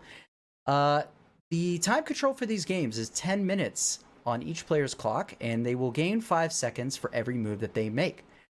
It is a best of 3, meaning that the first player to make it to 2 points moves on, and the other player drops down to the redemption arc. If, however, they are tied 1.5 apiece after 3 games, then we will go into a tiebreaker of 3-minute time control with no increment. So the chess will get faster, it'll get crazier, and JT, now that we've summed up how this is going to go down, how do you think this is going to go down in terms of Esam versus Gigguk?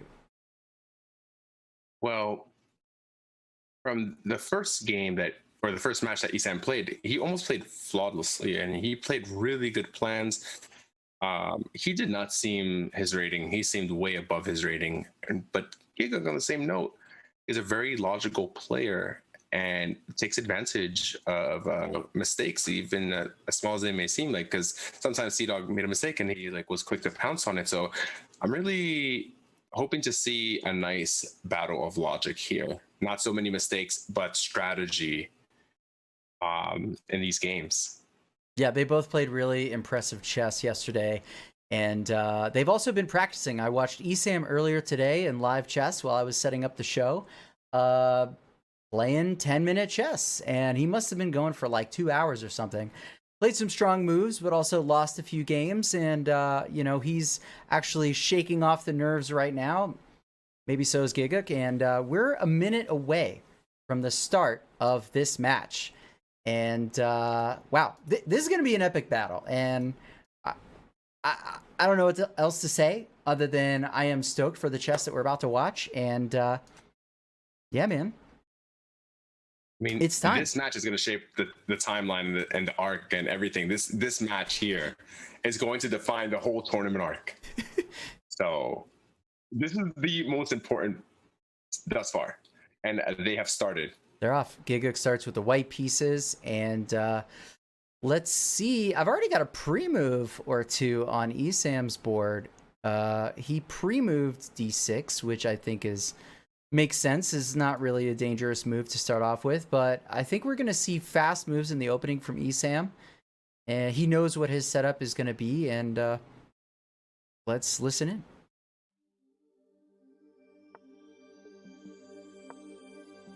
We're both playing system.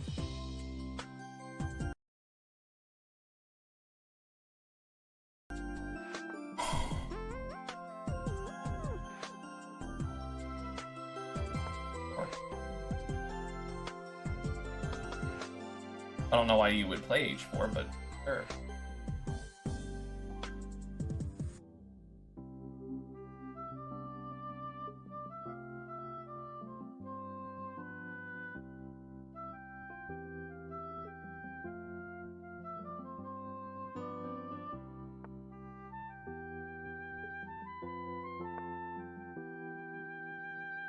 doesn't have the pawn to kick me out, so he's gonna have to move his queen, which is fine by me. If he moves his queen, then I mess up his pawn structure. Because I will just take. I've been playing more with c3 or c6 rather after like this ish position, and then like knight here, queen can go out. Yeah, I will gladly ruin your pawn structure. That's fine by me.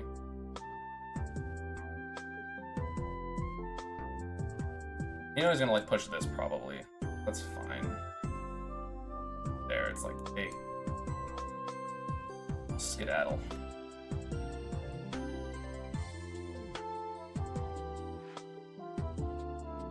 Grocery store jams from Esam.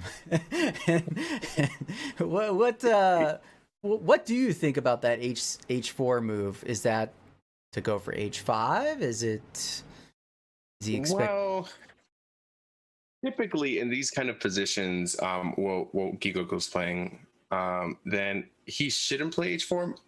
You should really see H3 in that position. But there might be some really interesting things if E4 does come onto the board. Because if we play E4, now this bishop and queen battery here on H6, and then we have H5, and that's going to look kind of impressive, especially if we castle and bring that rook over. So, although it looks weird, it might become a good move later. Yeah, I actually I would want to play as white here. I think this is a fun position with a lot of possibilities. Let's see if Gigguk is measuring those possibilities right now on stream.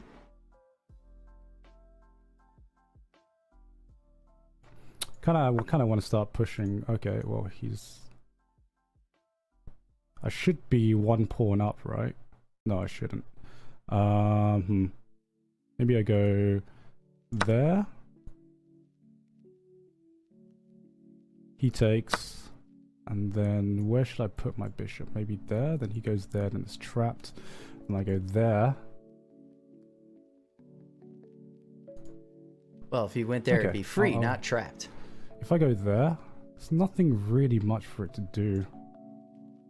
I'll put it there.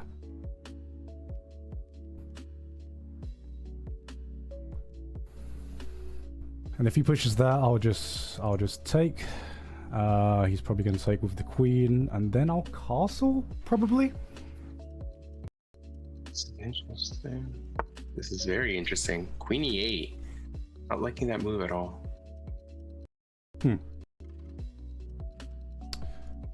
I mean, it releases the pin of the knight, but what is it about that move you don't like, JT?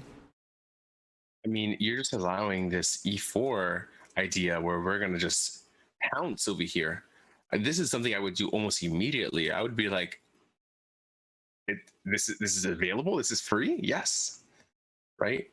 And here, I think Esam has to find one move and one move only, and that has to be H6 here. You have to get rid of this really good bishop. Yeah. And there we go. Has to get rid of the really good bishop. Now, what do you do as white? Do you trade this bishop off and then keep going, or do you... Well, I guess you have to, right? Lines. You can't move back. No, there were two lines here. You could take, or you can play bishop c4. The idea is that if it takes, then we take with the pawn, and the knight has to move. And then we get this piece here. Oh, wow. Little tactical... little spiciness. Stuff. Yeah. Oh, I do not like this. This is an immediate H5 here. That's an issue. Immediate H5. This is under fire. Oh man. And Esam? Rook is probably gonna go. Esam just made a face. It makes me wonder if he actually just saw this after the fact. Well, not really. I just do that. I've yet to see that expression from him in the tournament, and maybe he's actually worried here. No, I have to be careful of that. Ed Gigguk plays H5.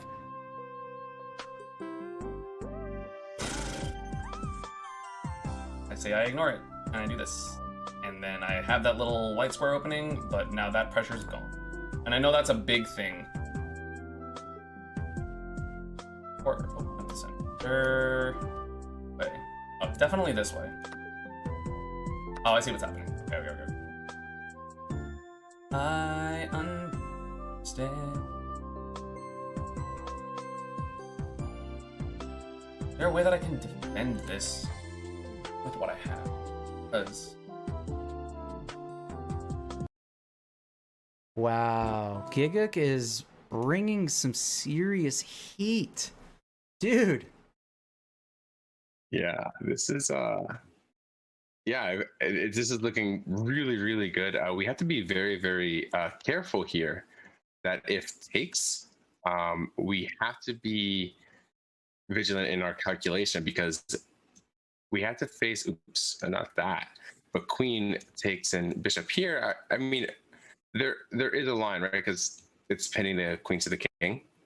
There's a line where you can just play rook g1 and you should be fine. And pin their bishop to their king in return. Right. Put more pressure. Wow. This is a great first game. Here. Already, I think we're getting the kind of chess we were expecting from these two. Yep. And knight d5 on the board here. Knight d5 is threatening the check, trying to win the queen here. So both sides have to be extremely, extremely careful. And if the bishop moves away from that square, you can get the pawn on c7 with a different kind of fork, right? Mm-hmm. Takes here, okay. This is actually very interesting the way he's playing this. Because even though this bishop is pinning the queen to the king, wow, Gigguk finds I would have preferred f4 first. Ah. But I'm liking the way he's playing this. Yeah, I maybe would have used the rook on d1 rather, right? Bring both rooks to bear on the attack, but this still works, right? It still addresses the issue, and maybe Gigguk finds f4 after this anyways. Put the pressure on the pin piece, baby. Yeah, exactly. Yeah. We're learning here. Let's see.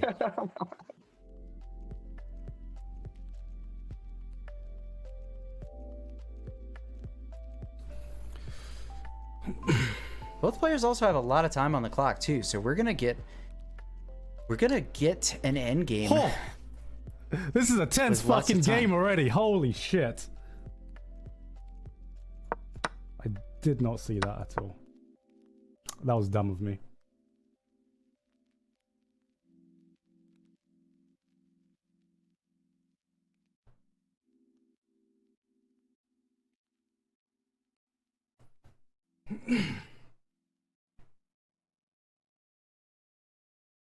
That was a solid move by him though, and I don't know if that was a blunder maybe, but it definitely felt like a blunder because I just did not see it.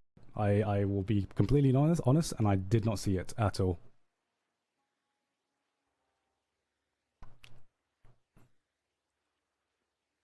If I lose this game, I'm actually going to be pretty pissed because it was completely winning for me. Understanding that the position was actually better for him. That's amazing. King h8, one of the best moves out there, and let's see if he can find it, and he does. Got to do the rook sacrifice. And he's looking at the rook sack. Yes, so now queen takes. Whoa, this is getting really spicy. I'm also here. Looking at that knight as well. Wow, the full board awareness here. You're also, look at this. You're threatening mate. Okay. You're threatening me this way. You were also threatening this knight before, but now this comes with the check. So you have two ways to capture. Here and here. Also, what's funny is king b1 is also an option here, because this rook doesn't matter. We want to get it over here. But if you capture with the rook, then doesn't queen e1 check happen? Yeah, I think queen e1 check does happen, and I think we must play. If queen e1 check happens, then we have to play knight here, just holding the pawn and preparing potentially a mate here. Wow. This is remember, black is up in exchange here, right? We have a knight and a pawn for a rook. But white has a very, very powerful attack. And you have to find all the best moves here. You've missed one move, you get mated. Yep. And Esam's definitely feeling that.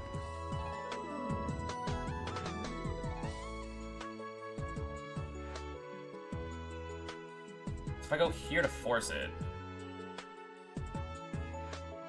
and he just goes.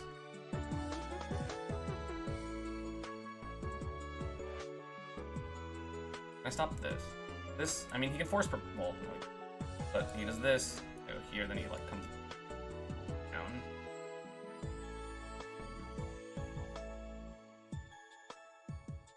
Esam's got a whole 4 minutes to try to work this out and turn it around. I think I have to do this first. It stops this, it stops this.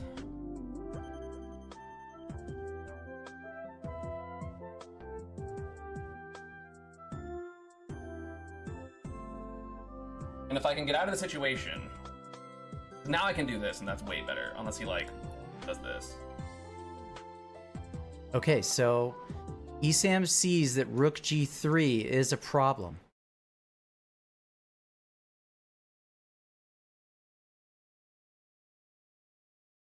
And isn't that because if Esam plays Rook G8 to try to threaten the queen can just check on H6? Oh, wait, actually, no, not quite yet. It was able to, but now Right. it's a possibility. Yeah. So this Queen E6 move really does hold everything. Right. I'm wondering what moves Gigguk is going to find to maybe potentially keep the attack going, or maybe he's going to go away from the attack and say, I need to play elsewhere. This doesn't work, and I just need a move.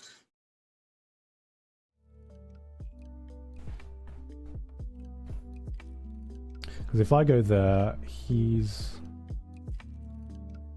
going to go there, and I can't go there.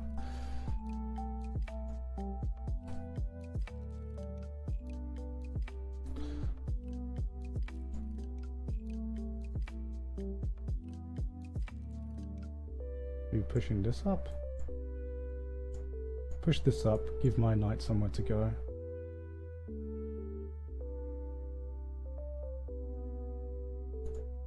There's nothing I can do immediately to his king, because I can't go there. Can't go there. Can't go there. And if I go there, then he's just gonna go there. I need to keep my pressure up. So maybe if I go there, there. That kind of blocks my rook in there. Fuck. Maybe I'll go there first.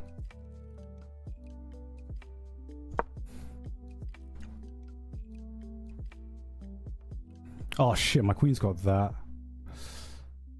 Oh no, he hasn't because of my knight. I actually like what's happening here. I mean, Gigguk is sort of looking at the knight as well instead of forgetting about it and just focusing on the queen and rook coordinating, because maybe the knight can interrupt Esam's queen's like view of the situation if it makes it to f6. Yeah, this makes a lot of sense here. This rook over here was one of the moves that I was looking at. Really, really powerful move. And I think to keep the advantage, there is only one move in the position. I think rook g8. And you kind of have to go for this trade where they get an active rook. They get this pawn back, but you know, we can also get some material over here. So it's going to be quite an imbalanced endgame. We're going to have a few pawns and a knight versus two rooks. Okay, there you see Esam. Wow, this is some tough chess, and I'm telling you, these guys are finding the only moves. This is really, really tough to find. Very accurate play, and now we have to wonder, is the queen trade the next step here?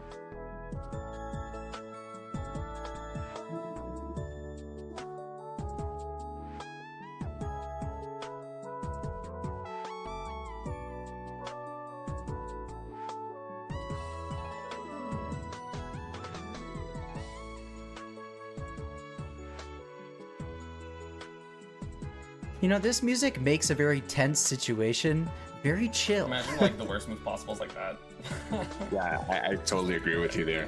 I mean, that's not gonna happen. So like, You know what also makes everything pretty chill? I'm running kind of on time, but also going like this when you calculate. because like it's not calculating as much unless it's like really intricate. I just have to remember opposition. That's like the main thing I have to remember. Fucking Inner Ollie here. King Pong Rook endgames is just like opposition and like not to mess up.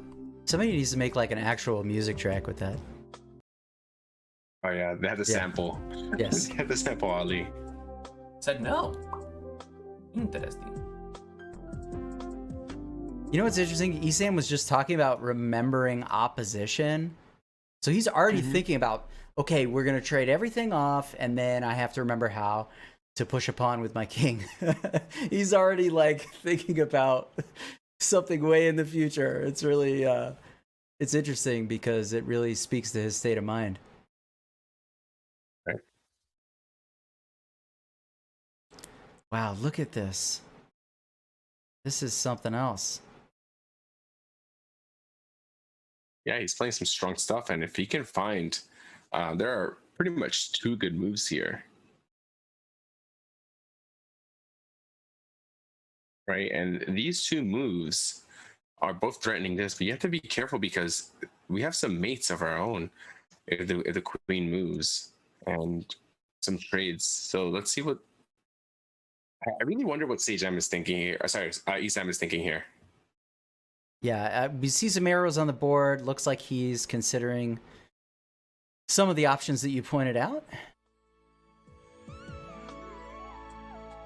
I don't know how it can do that. Oh, I have this. Okay. Like. Nice, and he takes upon, I think Gigguk is gonna be unsettled by this, for sure.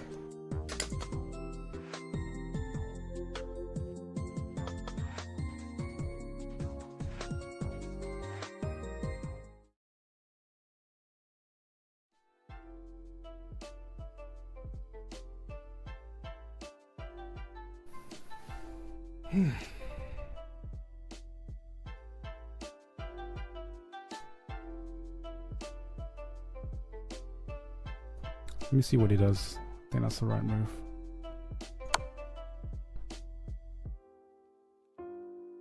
Maybe I move my king out there for safety.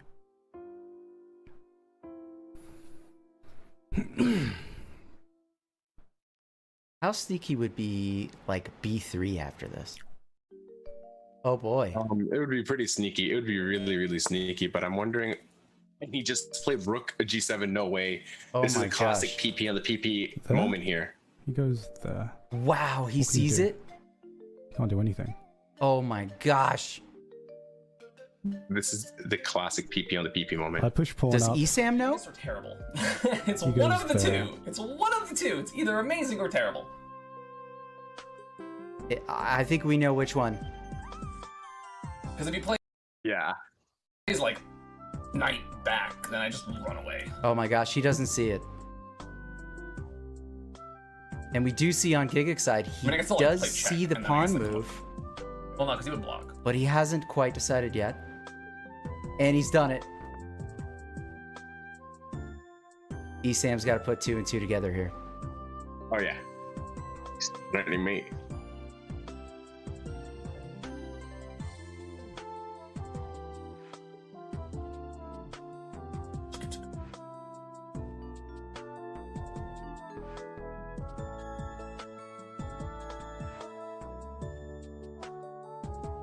I'm vibing to this music. Now I'm fucked up. Damn it, that was such a cool move. I didn't think about it enough.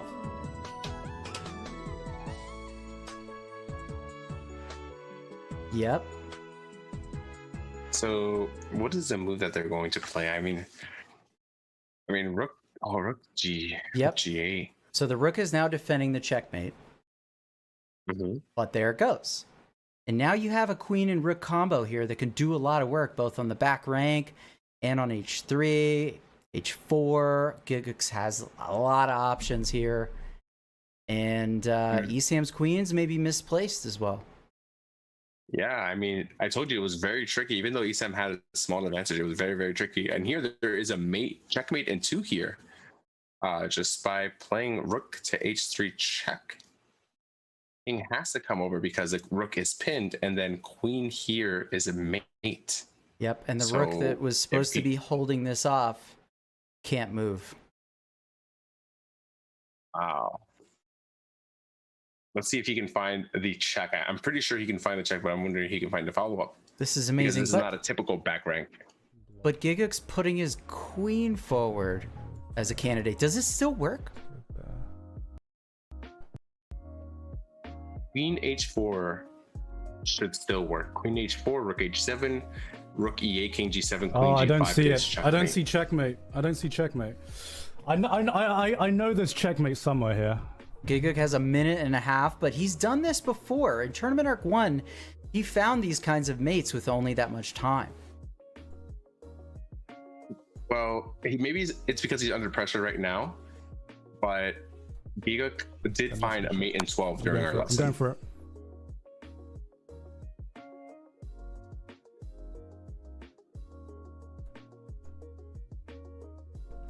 Could also go there.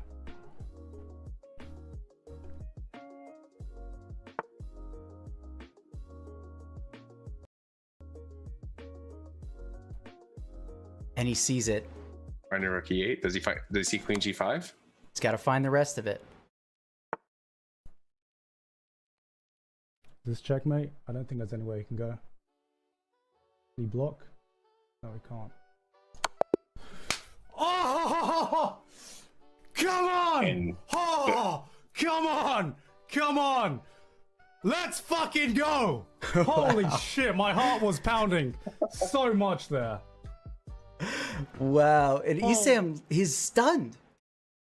He's sitting back in his chair, stunned that this has gone the way it has. And dude, Gigguk takes game 1 against an opponent that I think on paper looks like the favorite to win the event, but maybe not so.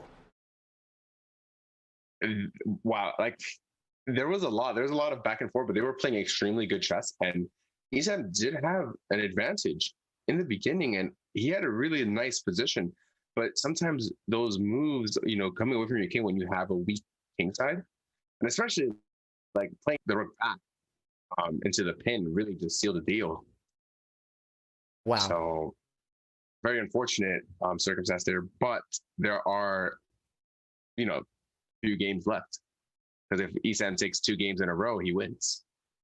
I know that that's not what Gigguk wants, but that might be what we want. We might want tie breaks here because this chess has been amazing so far. We'll be right back with game 2 of Esam versus Gigguk. Wow, you do not want to miss this. Stay tuned.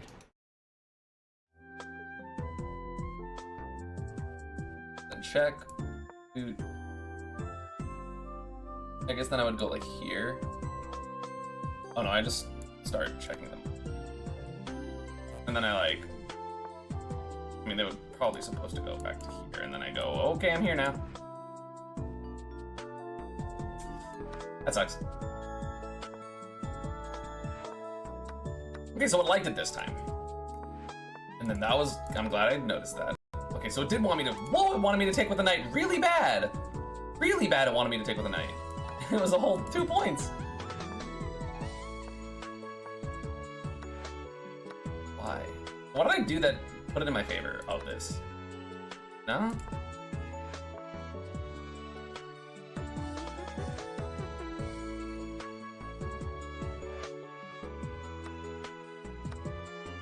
This.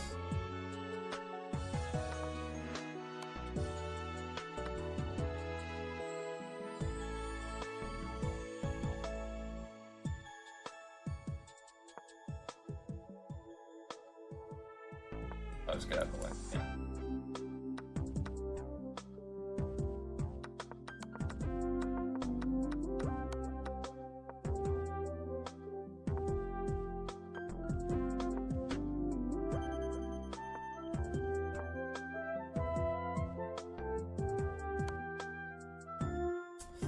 Man, I had it. I knew that move was important. I literally said it. Ah, damn it. Okay.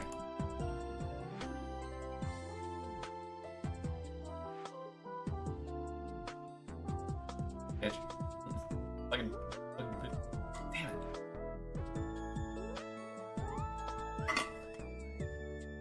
Right. Come on. Play better. I can literally play fine except for that move.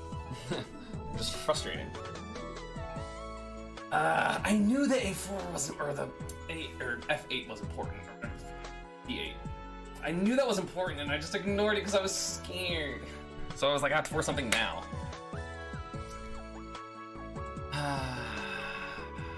That's disappointing. Because I feel like I had like good ideas, and I just was like one move off.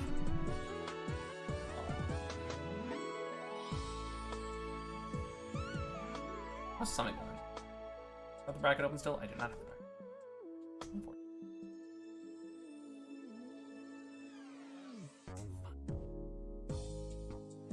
I mean, Gigguk played that well.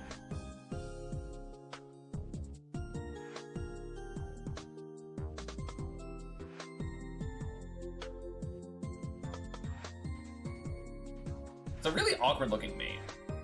HBox Zane Winners Finals. How close was Zane, Zane Plub? Cody SD last dog face HBox? That sucks. Up 3-1. Okay. I knew better.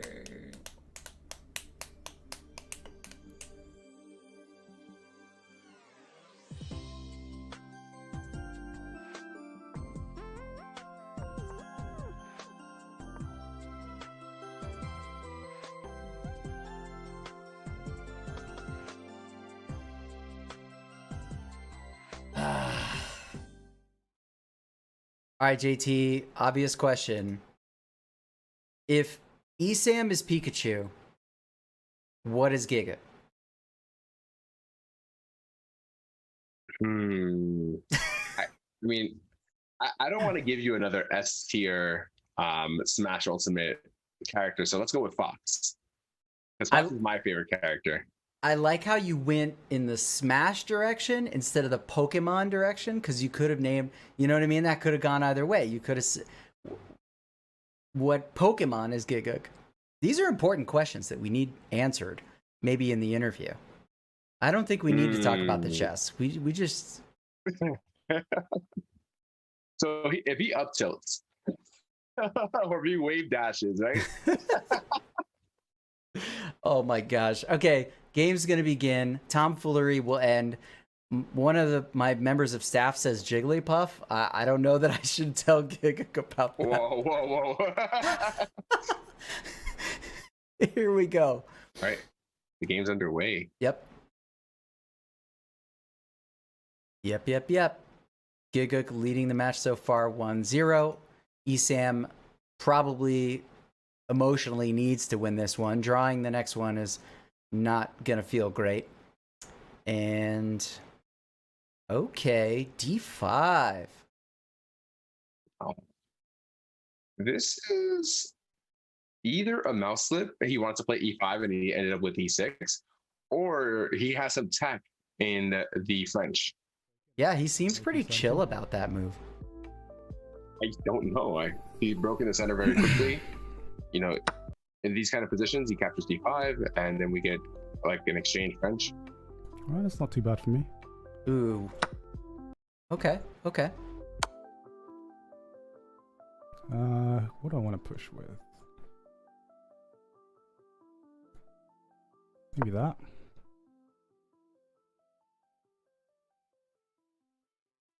And maybe I'll push. Bishop E7 is really good because the idea is just to castle real quick. Actually, I'll castle first. And I'll move the rook there and really start to scare him.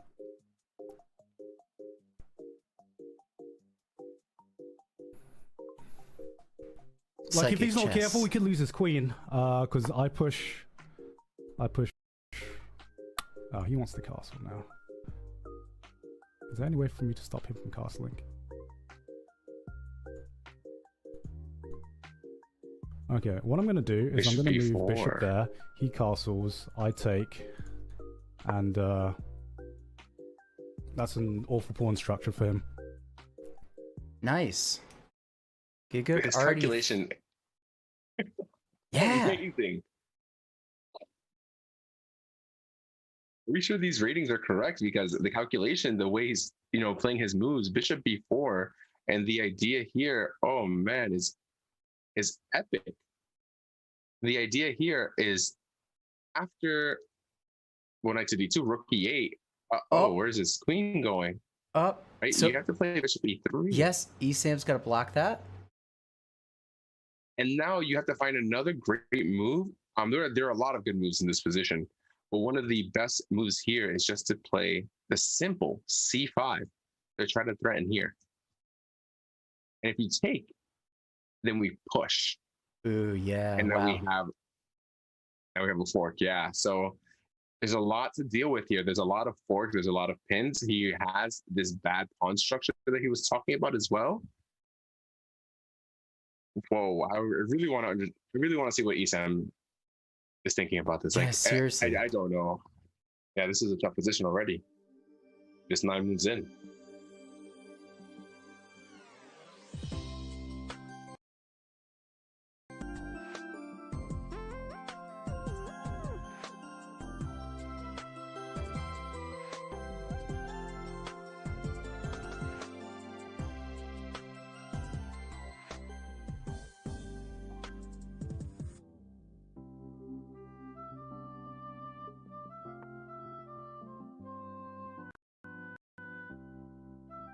He gets...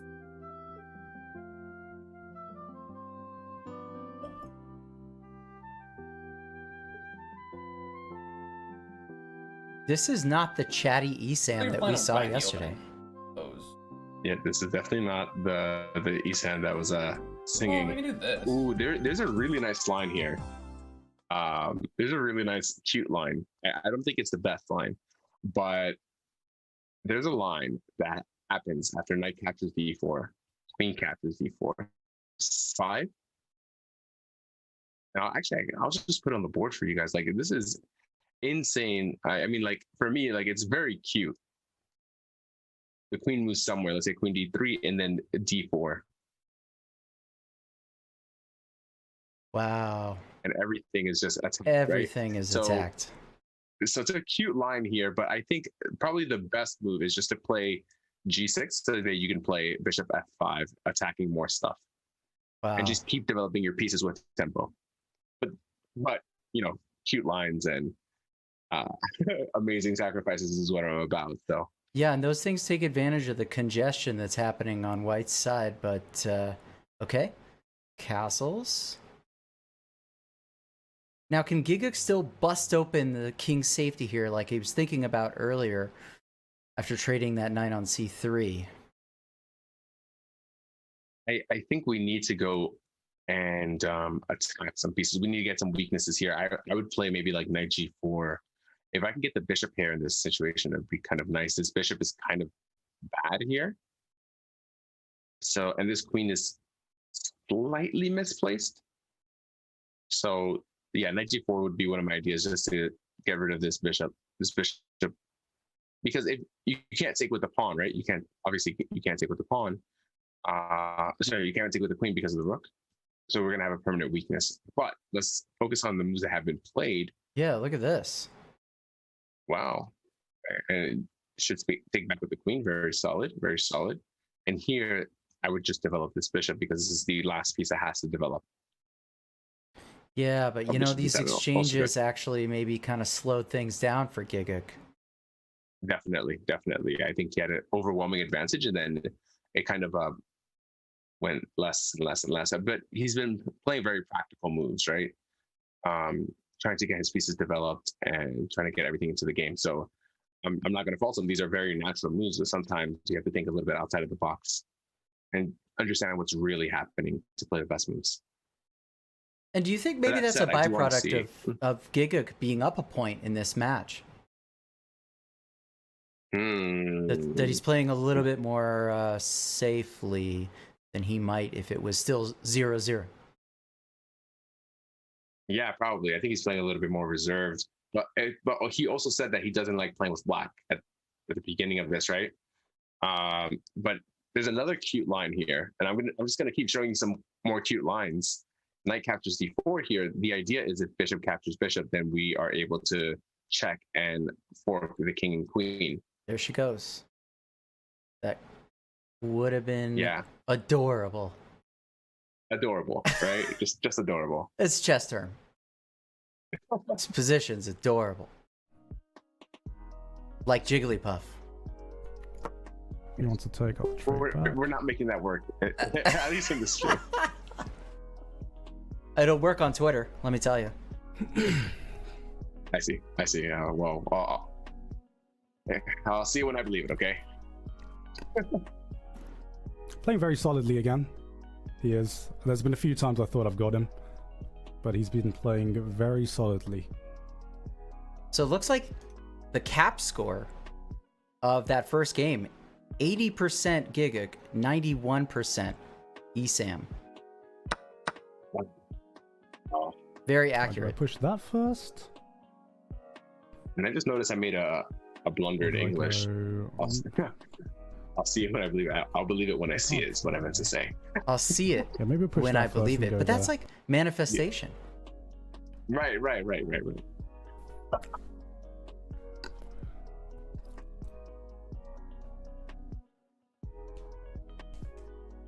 What's happening? Like this is so interesting, this position, because it's really closed, and the bishop on e3 is a bit weak, right? Because this is the bishop of the dark squares, and you have a pawn on the dark squares, so this bishop is pretty bad, right?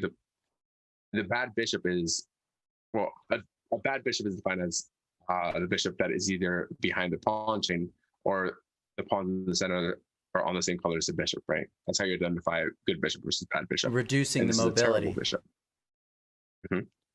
And so there are some easy moves here, like knight e4 or knight c4 here, that make a lot of sense, just going forward and attacking. This is basically a big pawn here. Yeah, basically force the position to still be very cramped for Esam, right? Mm-hmm. There you go. Knight c4. Yep. I am But then- just a then fortune teller at this point. But then would you argue that, like, Gigguk shouldn't then take that bishop with it because it's not doing much anyways? Well, this is what we call transformation of advantage, right? And basically, you know that you're slightly better, but if we're able to take this, and pawn obviously has to take because the queen can't take, the rook is here, and you don't want to lose your queen. So the pawn is going to take after this recaptures. Well, okay, it can't happen now, but I don't hate this move, actually. This is interesting. It looks like you're kind of giving away an pawn, but this is very, very strong here. This is a very strong move because this allows the bishop to become active. You give the pawn, but now the bishop is active. Extremely strong move. So I honestly wouldn't even touch this knight. This knight is almost untouchable. I would move this maybe, queen e6 or queen b5 here. I have to move it away. Wow. Esam getting a little chatty. Maybe that means he's feeling a lot more comfortable with this situation. Be a terrible poker player. Imagine he just goes like, "Eh." I shouldn't say that type of stuff because it's super obvious that won't happen, and then I'm just like setting myself up to be disappointed. Oh, cool. It's this, but like not really.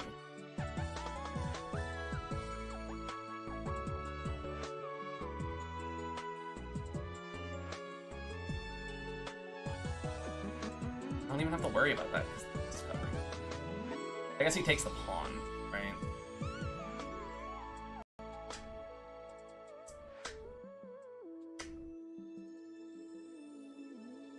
I wish we had eye trackers so we could see where they're looking. Tournament Arc 3 will send everybody a Toby eye tracker. Right.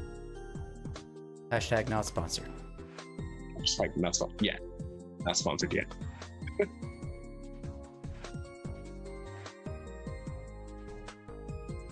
Players are even on the clock.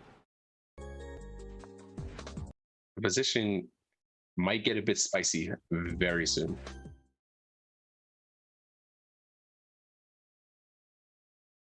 The position might get spicy. If this queen captures on b7, trying to get this pawn. Uh-oh. Man, this is spicy. This is gonna be spicy. JT, what it would be like if you and Naroditsky played a match and you were constantly predicting and manifesting, seeing when you're believing, as it were, the moves on the board. Funny enough, Naroditsky and I have actually played a few games together. Oh yeah? Yeah. It's one of the games I was able to to do pretty well in, but yeah, let's see. Let's try to set it up at some point. Well, hold on. Look at this. Gigguk is allowing Esam into his territory now, and it's maybe stalling things a little bit. Wow. Here I was thinking that B and C pawns would start storming, but it's too late now. What do we do? Esam is finding a lot of the right moves here. But just because, you start slightly becoming worse doesn't mean that it's over, especially in that last game, right? Esam had a slightly better position, but Gigguk found the attack and found the mate.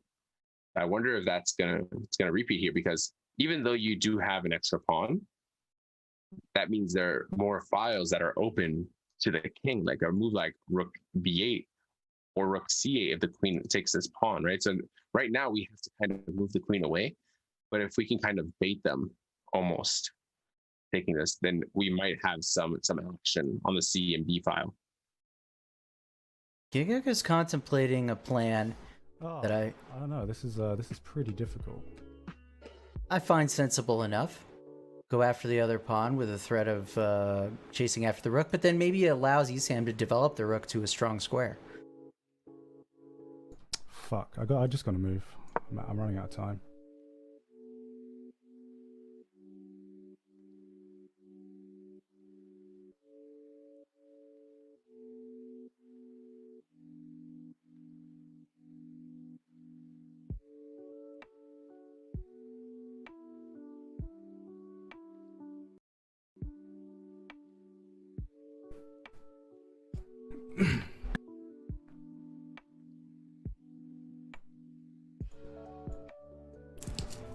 So he's gonna move that there. What's the next move? What's the plan going? What's the plan?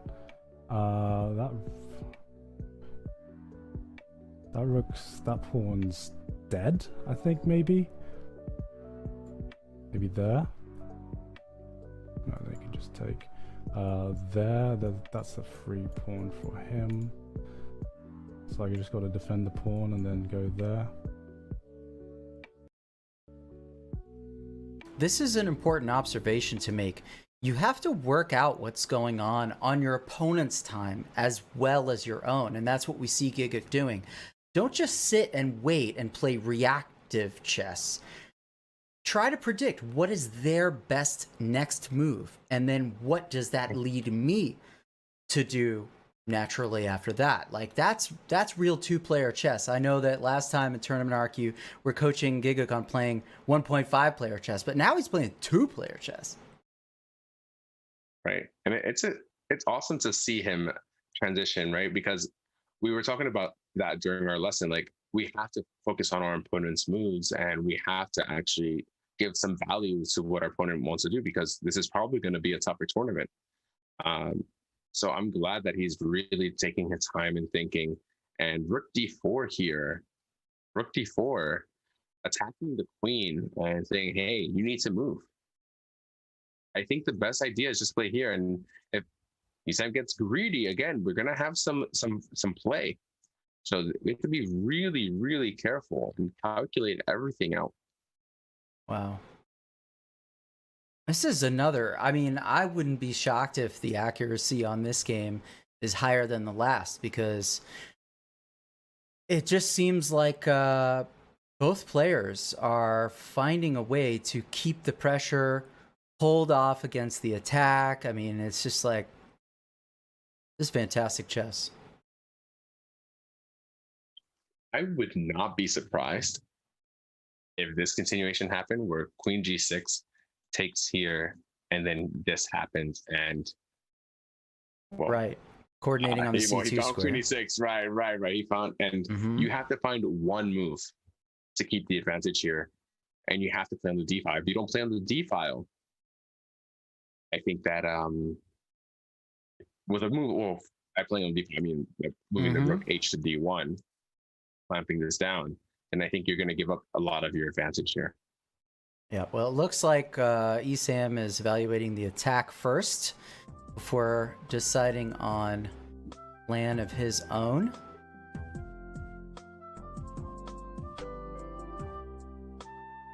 It's very interesting seeing Esam play these king moves to basically fend off or cover squares that might be dangerous in the future. We've seen that in a few games from him. He goes for these prophylactic king moves. Yeah, and King B1, they always say play King B1 whenever you castle queenside, play King B1, but in this case, King B1, it's a slight error. You should play the D file first. And I think he finds it. Yeah, he finds rook H to D1, keeping the advantage. Good job. Very impressed here. 2 minutes for Gigguk, 3 for Esam, and Queen's still on the board. It might be that neither player ends up really good right here, whether for offense or defense. Like if my king has to run or something, that I with have enough time walls that to hide behind, which are protected by each other. And I love the fact that he just made a move. The move H6 to play King H7 to get Luft for the king. And Luft is air, and so we're trying to avoid a back rank checkmate.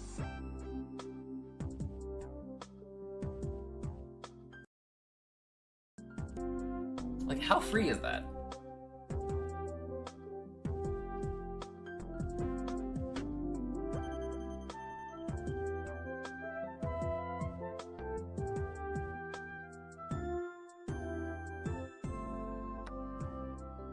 Esam takes it after asking wonder that himself, as is well. this really a scary pawn to take? They could be tricky, right? Yeah, and you have to find, again, there's only one move here to keep the advantage. And this is what's very scary about these kind of open positions.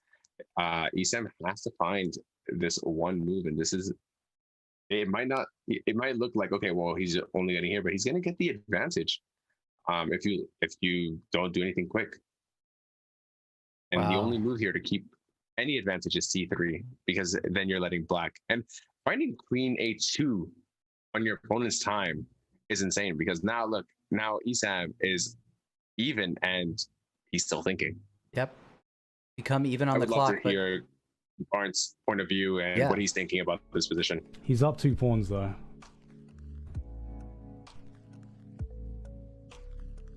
I really want to start putting pressure on him, giving him something to think about.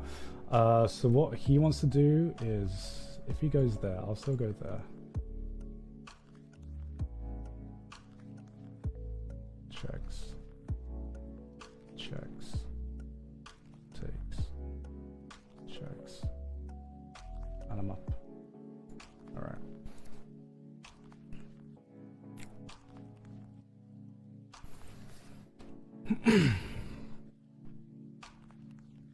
Also, if I can clear this structure up, then this is a very dangerous pawn right now.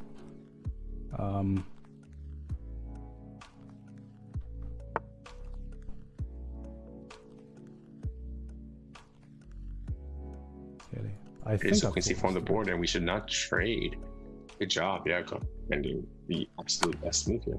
Right, but you know what? We saw Esam bury his queen in the corner in the last game, and it ended up being the issue that ultimately led to losing the game. I mean, are we going to maybe see a similar situation now with Gigguk? I don't know. I think here we have a lot of free pawns, and with this pawn here, it's a passer. Remember that. This bishop, remember I told you that this bishop is worth a pawn? This bishop is really, really weak right now. It's pinned again. So that might be an idea that comes to fruition.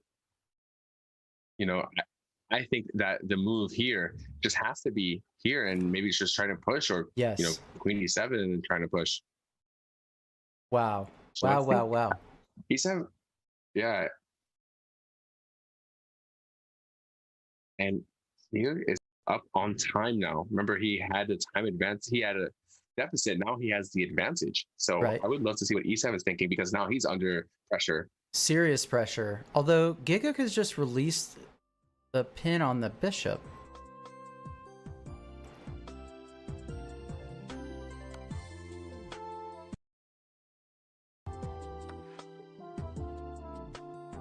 Wow, what a trade. Now Gigguk pushes the pawn.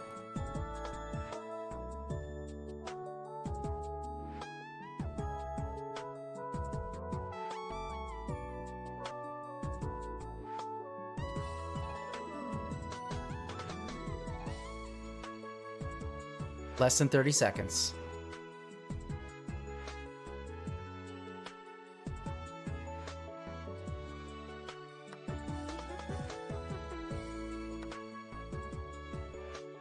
Gotta play a little faster, Esam. Okay. And losing that pawn for Gigguk is really, really unfortunate, because that A pawn was way stronger than the C pawn. Yeah, that's tough. And I think now maybe getting a little greedy right there. Taking the pawn on C2. But you have to think about the mental state and the chess psychology here. He was down that whole game. He was fighting. He had to find the right moves, and just to be able to get a draw or an equal position is a godsend, right? Just not losing the match right then and there. Oh boy! And are we gonna see the pin and win tactic? And there it is. We do. Ouch. I mean, it's not over till it's over, right? 37 seconds. Anybody can make a mistake. Uh-oh. Esam might be about to tie the match, because the knight on f6 looks lost. That is true, yeah.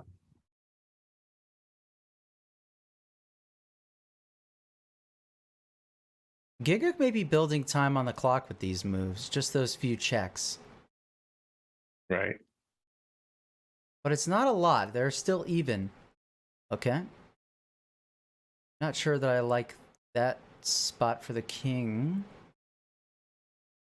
But it's on a light square, right? The dark square bishop can't attack. Mm-hmm.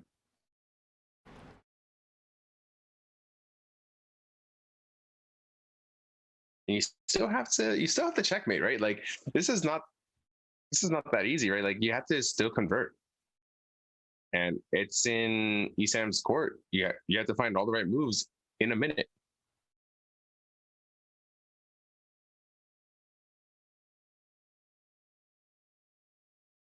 And Gigguk pressing here with the trade of pawns, it kind of feels like you're exposing your king again, and it's not the kind of quick, safe moves that would build time on the clock. So it's hard to tell, I guess, just from looking at the moves. We'll listen in instead and see why he's making these decisions. That. You can go there. Actually looking for mate.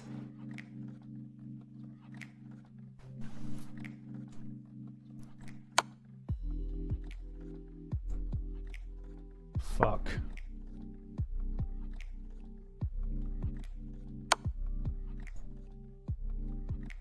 Let's see, king h5. Oh no. Stepping right into it. Oh, Yes! Whoa! This is so hard. Oh my god. Holy shit. Okay. Wow. The match is now tied. And the stress for both of the players is real right now. Like, wow, they both just constantly keep each other under pressure in these games. And man, we said we would get some quality chess, and I think we're getting it, dude. Yeah, I mean, it's always gone to the third game. Like, this is amazing. These super hype matches have all go to the third game, and again, this is the moment that defines the rest of the arc. Yeah, this game may do it, but can you imagine tie breaks? Can you imagine? See it when you believe it, dude. If we believe, got it. See it. Mm-hmm. We will see tie breaks, but we will all have to see. In what's up? I'm never gonna let that down.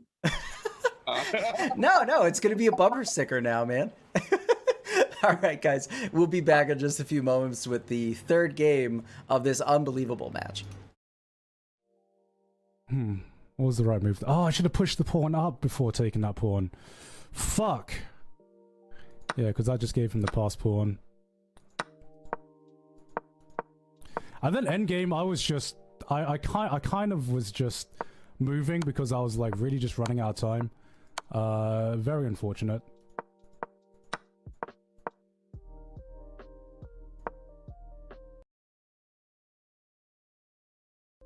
Yeah, I completely fucked up the endgame because I was panicked on time.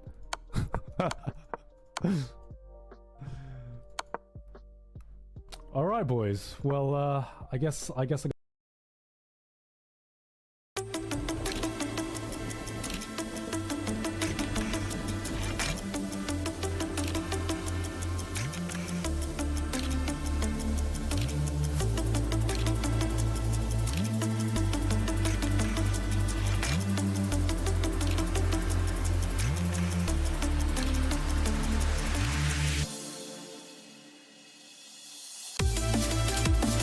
solidly. That game was just, I don't know what that game was. I'm pretty annoyed at myself because I don't know, that could have gone either way, but I don't think either of us were familiar with some of the positions we ended up in.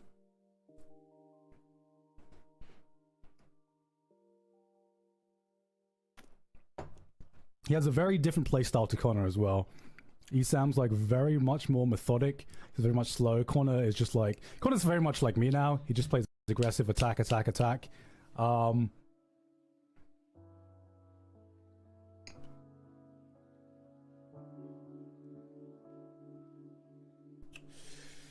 is freaking difficult though. Oh, I just want this to be over. God. Tournament arc, why couldn't you just give me an easy road to the finals? Why couldn't you do that?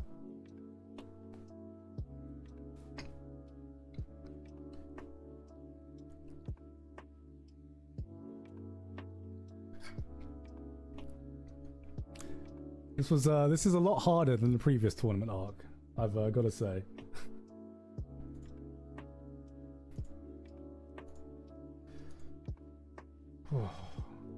It's okay. We got a nice game. We got to build it up. We got to build up for the final, right?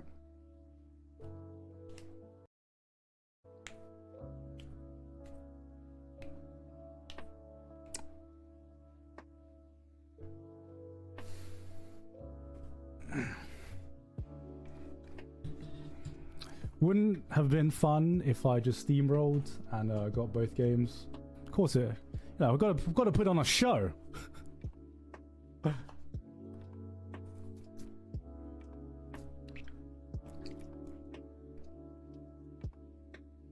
The good thing is, if you're looking at this corner, I didn't miss mate in 1, so no one's missed mate in 1 yet. So that's good.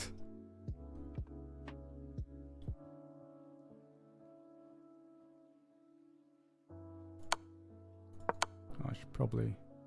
Am I in live right now? Yeah, I'm in live right now. That was I think that was my first game in Tournament Arc where the time actually really mattered there.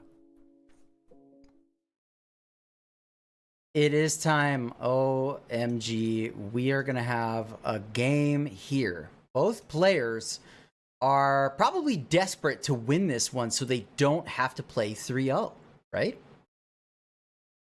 Yeah, and I think they both said that they're not really good at fast time controls. So, oh my god, this is probably the most important game of the match. Yeah, well, it's going to fire off in just a few seconds, and we are going to see the conclusion of this unbelievable pairing. And we have to keep in mind that it is still possible that we see these two again in the grand final, because either one could potentially win their way back through the redemption arc after this match. But here we go. We are off. All right, let's see the opening. I wanted to see Grant's perspective, just like what he's going through, what he's thinking about. Going for that one again? Okay. Okay. They're both playing within their styles.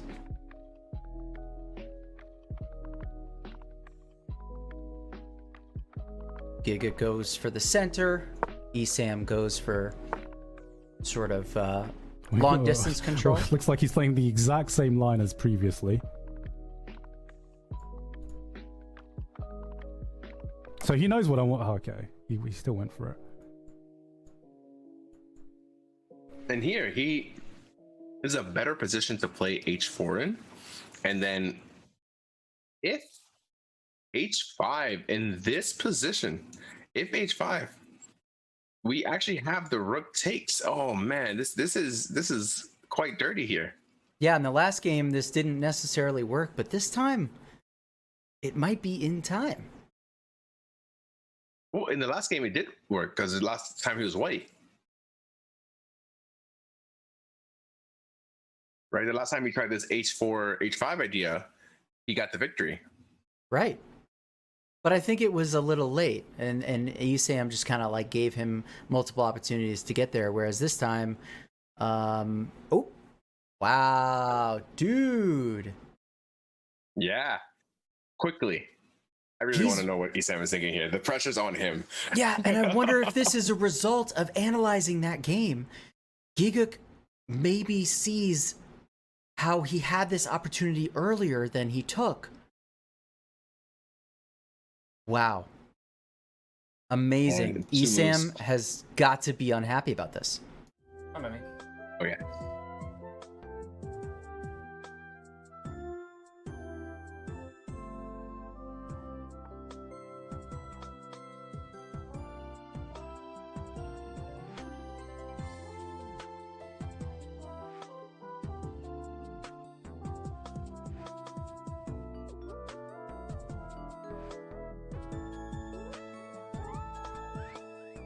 This is looking really hard to defend here. You have to just find one move, maybe just like 3. Passes is also pretty good, but not as good. I'd much rather have the diagonal open than the whole line. I don't have, well. Okay.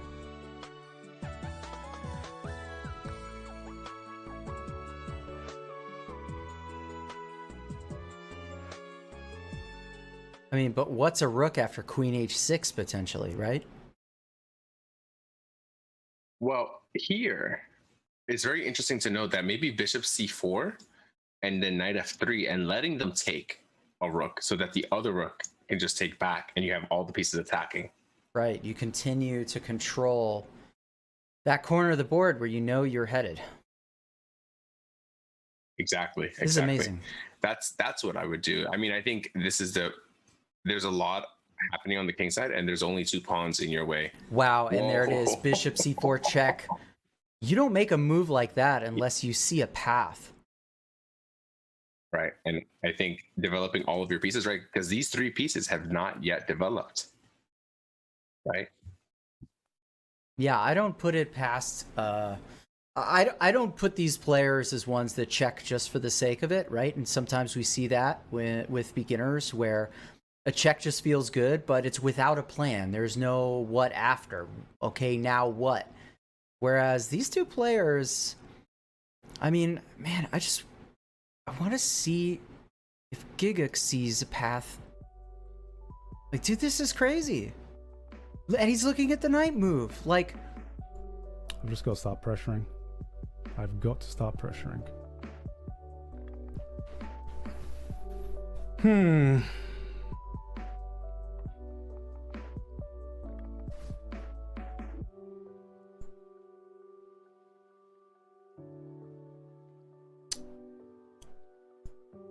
I wonder if he can find knight f3. This idea is so strong. Wow. Fuck. He's looked at it a few times. What's funny is after knight f3, I don't think you should take the rook on h1. I think you need to take the rook on d1 here. Oh my gosh, JT, you gotta stop commentating. These players aren't even playing their own moves anymore. Doesn't matter which knight he takes. They're psychically connected to your brain. Yeah, this is the right plan.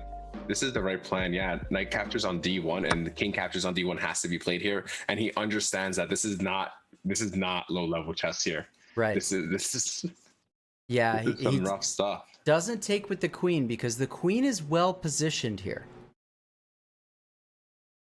Yeah, I mean the moves that I'm looking at are here, but I mean, as black, I think this is a mistake here. This is definitely a mistake. We're shipping it over here. Oh man, we're like full send. If I were Esam, I'd be freaked out for sure. There's ways to defend it, but man, the aggression is gonna feel scary. I mean, just look at that queen, look at the rook, look at the bishop.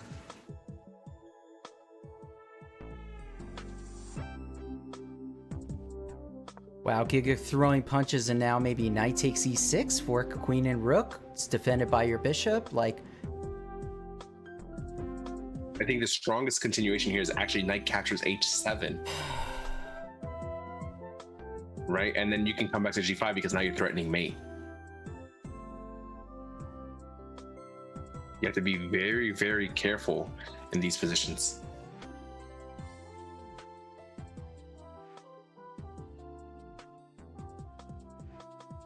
head in hand.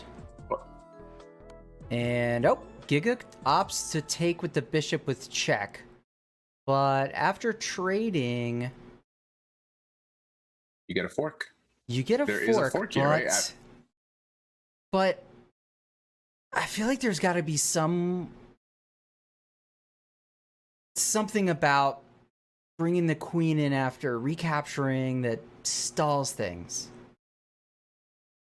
Yeah, and I think I should note right here that the king moving away, it actually leads to checkmate. So if king to h8, then queen takes, rook takes, checkmate. Wow. Okay, so we get our exchanges. Gigguk gets the fork. And at least getting back some of the material, right? Wow, this is tough. I kind of felt like black was going to be okay with this.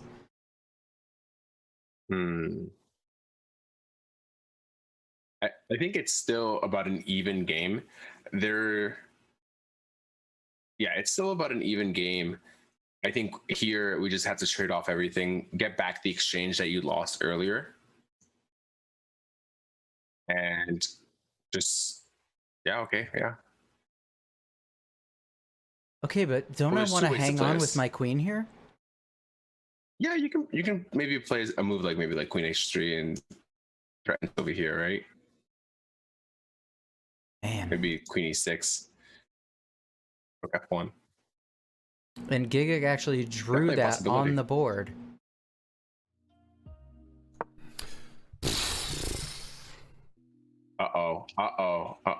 This is trouble here. Wait, this is a lot of trouble. Queen d4 check. Yeah, because here you got greedy for a pawn. This is what happened in the first game. You got greedy for a pawn, but now you're letting all of his pieces come in. And after queen g7, if they play queen g7 again, queen d8 is a problem. Oh my gosh, it's a similar mating pattern to what we saw earlier with the king and rook in the corner. Well, not a mating pattern per se, but like if if the queen blocks, then we just take on c7, threatening mate again, right? And we're just dominating this position. This is a lot of trouble. Oh man, this is. Gigguk also remembering he has a knight that can come into the game at some point, which is a good sign. Queen d8 played. You cannot play king f7.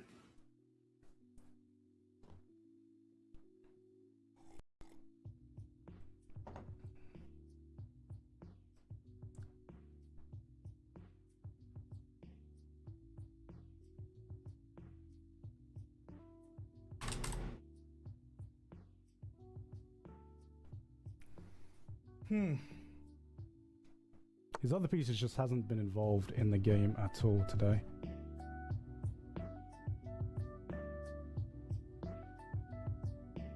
Okay, so let's keep it simple.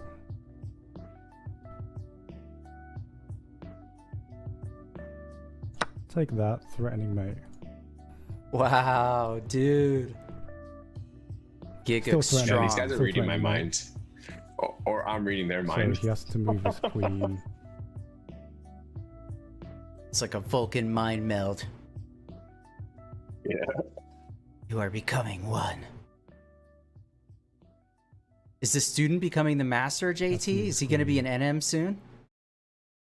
I think so. I think he might be a GM. I think he might be a grandmaster. Or at least a grant master. He's not going to be happy about that. I went there, bro. I went there. You went there. You went there. Ollie also went there, so maybe I'll get W. W. Yeah. Okay.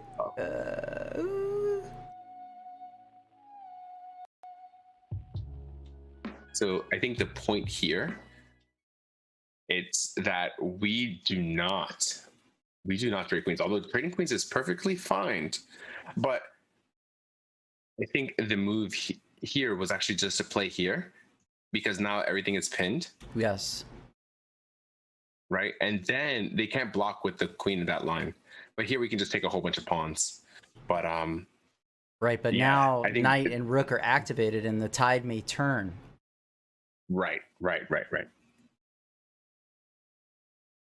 Also, kind of liked queen d8, because you could still also flip back on the diagonal to the other side. But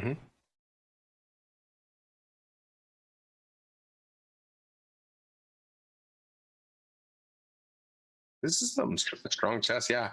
Wow. And the idea could be at some point is maybe knight d5 at some point. And there's a lot of pressure for Esam here because you only have 3 pawns left. They have 2 pawns, so you can't trade. You can't trade all the pieces down. yeah, but you know what I do like? Gigguk's king on c1 with d2 as an escape against the back rank checkmate. Mm-hmm.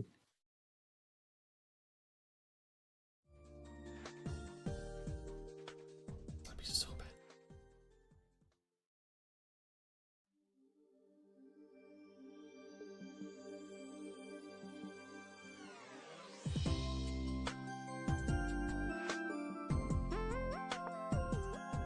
Like, I can't even move it. I just have to get it out of the way. Yeah, I was wondering where that knight was going.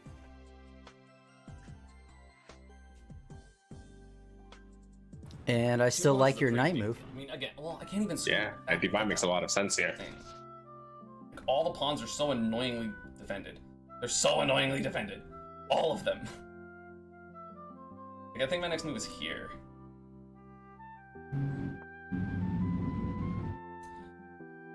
Queen d5 is trying to trade off queens. Huh. Interesting. I wonder what the thought is there. It's not like you can push the D pawn after That was trading. so good. What does this do? I can't. I have to trade. Little pre-move here, but this is actually really good for Garnt because if you just trade off everything, even at the cost of a pawn, you're still up on the king side. Yes, you got a 3-on-1. And your rook is positioned to prevent the enemy king from crossing over to the other side. If you hold on to it. There's a famous saying here. I think it was told to me by I am Yuri Lapshin. He said, "Past pawns must be pushed." And Wow. indeed, I mean, just push them. All you got to do is just keep pushing, keep pushing. Oh, and this he's is doing it. B4. You try to play C5. Yeah, it's a very easy plan to understand and.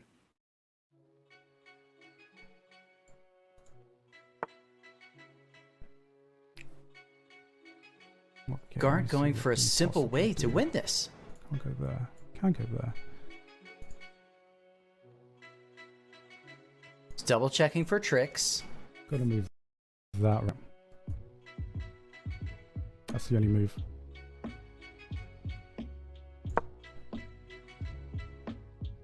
I don't want to give him a free piece.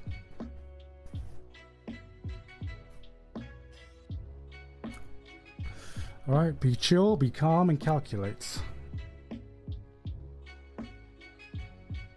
Understands that he is winning. Just making sure he has all his bases covered. This is... Can I go there or there? Can you check me? No, we can't.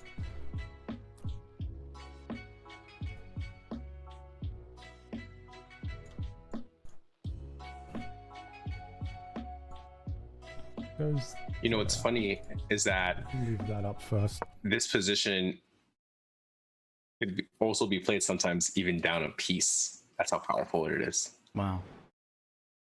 Yeah, just C6 here probably seals the deal. Yep, C6 and everything is fine. The knight and the rook hold the pawn, but... Uh-oh. Wait, now you've... Oh. Ouch. The tricks. I want to see what Garnt's thinking about this position because, I mean, it's still decent, but... Remember when you were talking about being down a piece and still winning this game? We'll see. Yeah. Let's see. Let's see. I threw. JT. I fucking threw. I don't believe it. It's basically me. Like, this is me just predicting what's going to happen, right? You're just going to mute your mic. Alright, it's not over yet.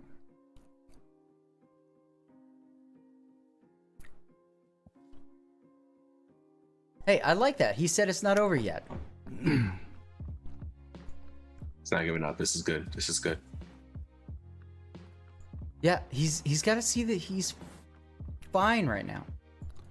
Mm-hmm. Everything's fine. Woosah.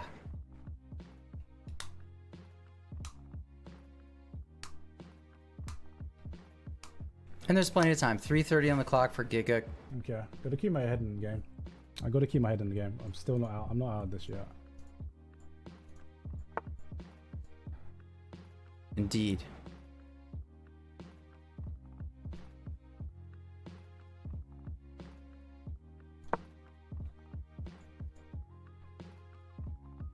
Look at that knight.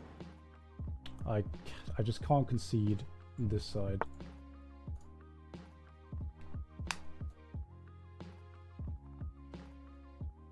That knight also prevents g5, aiding and pushing the pawn on the h file. Like, dude. Wow. Yep. He finds the right move. King d5 here. Yep. Are we gonna see a draw? There's no way. Okay, no way now we listen. here. This is the one moment in this game where I actually am okay with you making a prediction because I want to see tie breaks. I want to see it, man. I want to see it so bad. Okay. Is there some kind of man? Like. Oh, I don't like that move. No. I was gonna say like maybe a4, like put the king on c4 and like escort, but. Oh man. Be wary because the pawns on this side are crazy. But yeah, just king c4 was crushing here. King c4, a4, b5, and again, your pawns equal a piece here. Yeah, that would be the sauce. And there goes the G pawn. The knight's no longer fast enough to stop those pawns from working together. Yeah. Ooh, this is whew. And Gigguk doesn't really have an easy way in now. If king a5, then just king b7. You're not getting that pawn. You're not getting through.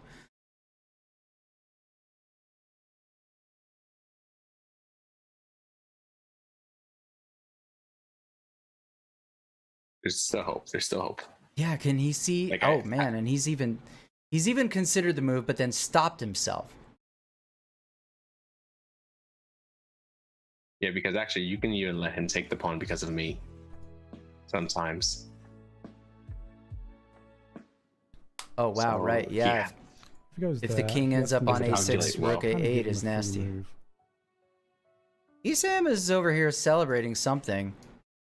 He feels like he's worked this out.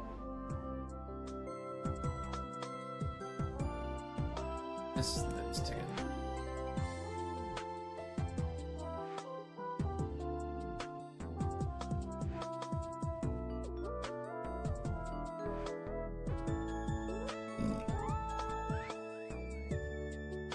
Also, this wraps my rook.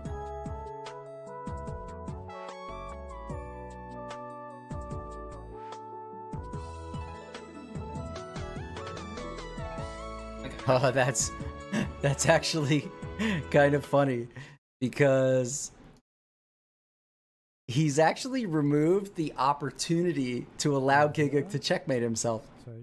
Okay, ooh, interesting. Okay, it gets in. Let's see.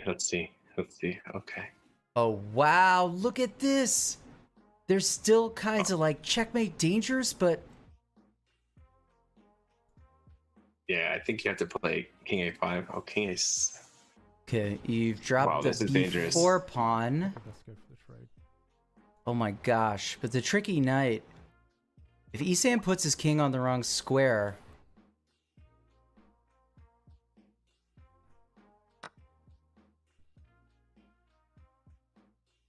Uh-oh. Fucking.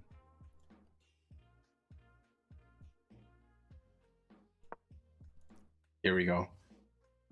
I think we have to see it here. We have to see it here.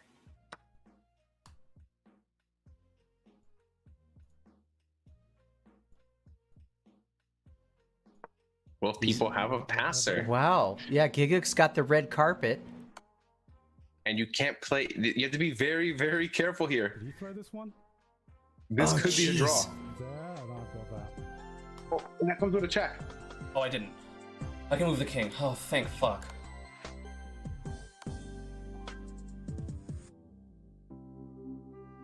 Oh my goodness. They queen, but Esam queens with check. Does he see the move queen c6? If he sees queen c6 here. Uh-oh. He's looking at it. Queen c6 trades the queens. Oh no! And actually, I think I had it. I think I blundered. Wins for white. Yeah, this is a win because your pawn promotes first and you can get back to the pawn. Oh my gosh.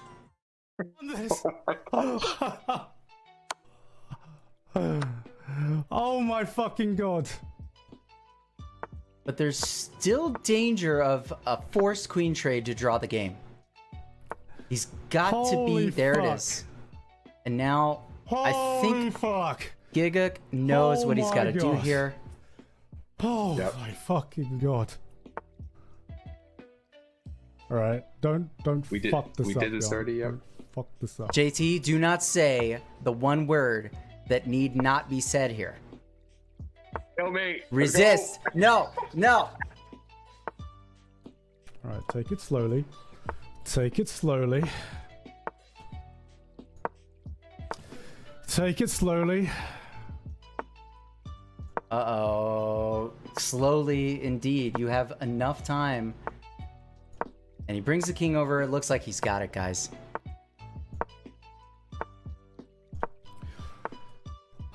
Thank you.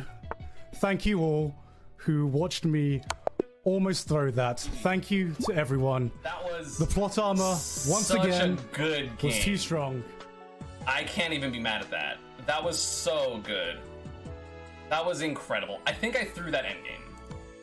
I'm like 99% sure. Wow, dude. What a result. Gigguk takes down Esam, who I think up until just now was considered the strongest player in this tournament. Oh yeah, and what a game! Especially that end game where White was winning, blundered the exchange, then Black was winning, and then it was a draw, and then White all of a sudden had a resource to get another queen, promoted to a queen, had to give up the queen to get another queen, and stop them from getting a queen. The plot armor is way too thick here. Like this way is too strong. It's like when you get that final moment and you get the sword or you get that special power, and that's what Gaunt received right there in that moment. You're losing, you're almost dead, and then bam, you got the power to defeat your opponent. Unbelievable, dude. I know the chat is absolutely going nuts right now. I'm going nuts. Gigguk's got to be feeling amazing. Esam actually even said he cannot be mad at that. And let's get the players in here, man, and let's just hear it from them. This was an unbelievable way to close out today. And stick around. We'll be right back with Gigguk and Esam. Openings. He doesn't like doing that. Let's get the players in here, man, and let's just hear it from them. This was an unbelievable way to close out today. And You got it, boys. Stick Next around. week. We'll be right back with Gigguk and Esam. Openings. He doesn't like. Oh shit. Oh god, they're on me. Good game, Gaunt. I can't believe Gaunt nearly threw at the end. That king move. I'm pretty sure my blind grandma wouldn't make that king move. Gaunt. What was that move? No excuses. No excuses. I couldn't believe that king move. I was annoyed at you, Gaunt. Gaunt would never make that move against me. But for some reason he did it here. You know what I mean? What's up with that?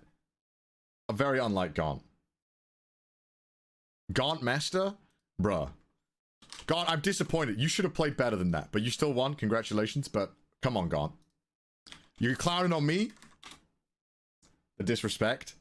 Listen, Gaunt is my opponent in the finals. I expect Gaunt to be on his best, you know? I don't want to play Gaunt blundering shit like that, you know? Sorry, Chess.com for cursing.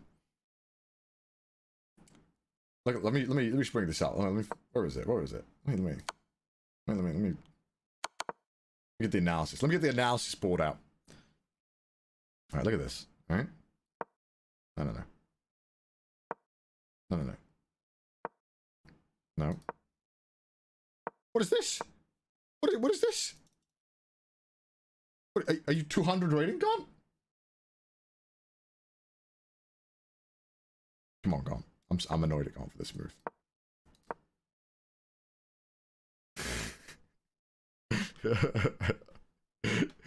Good game there, Gaunt.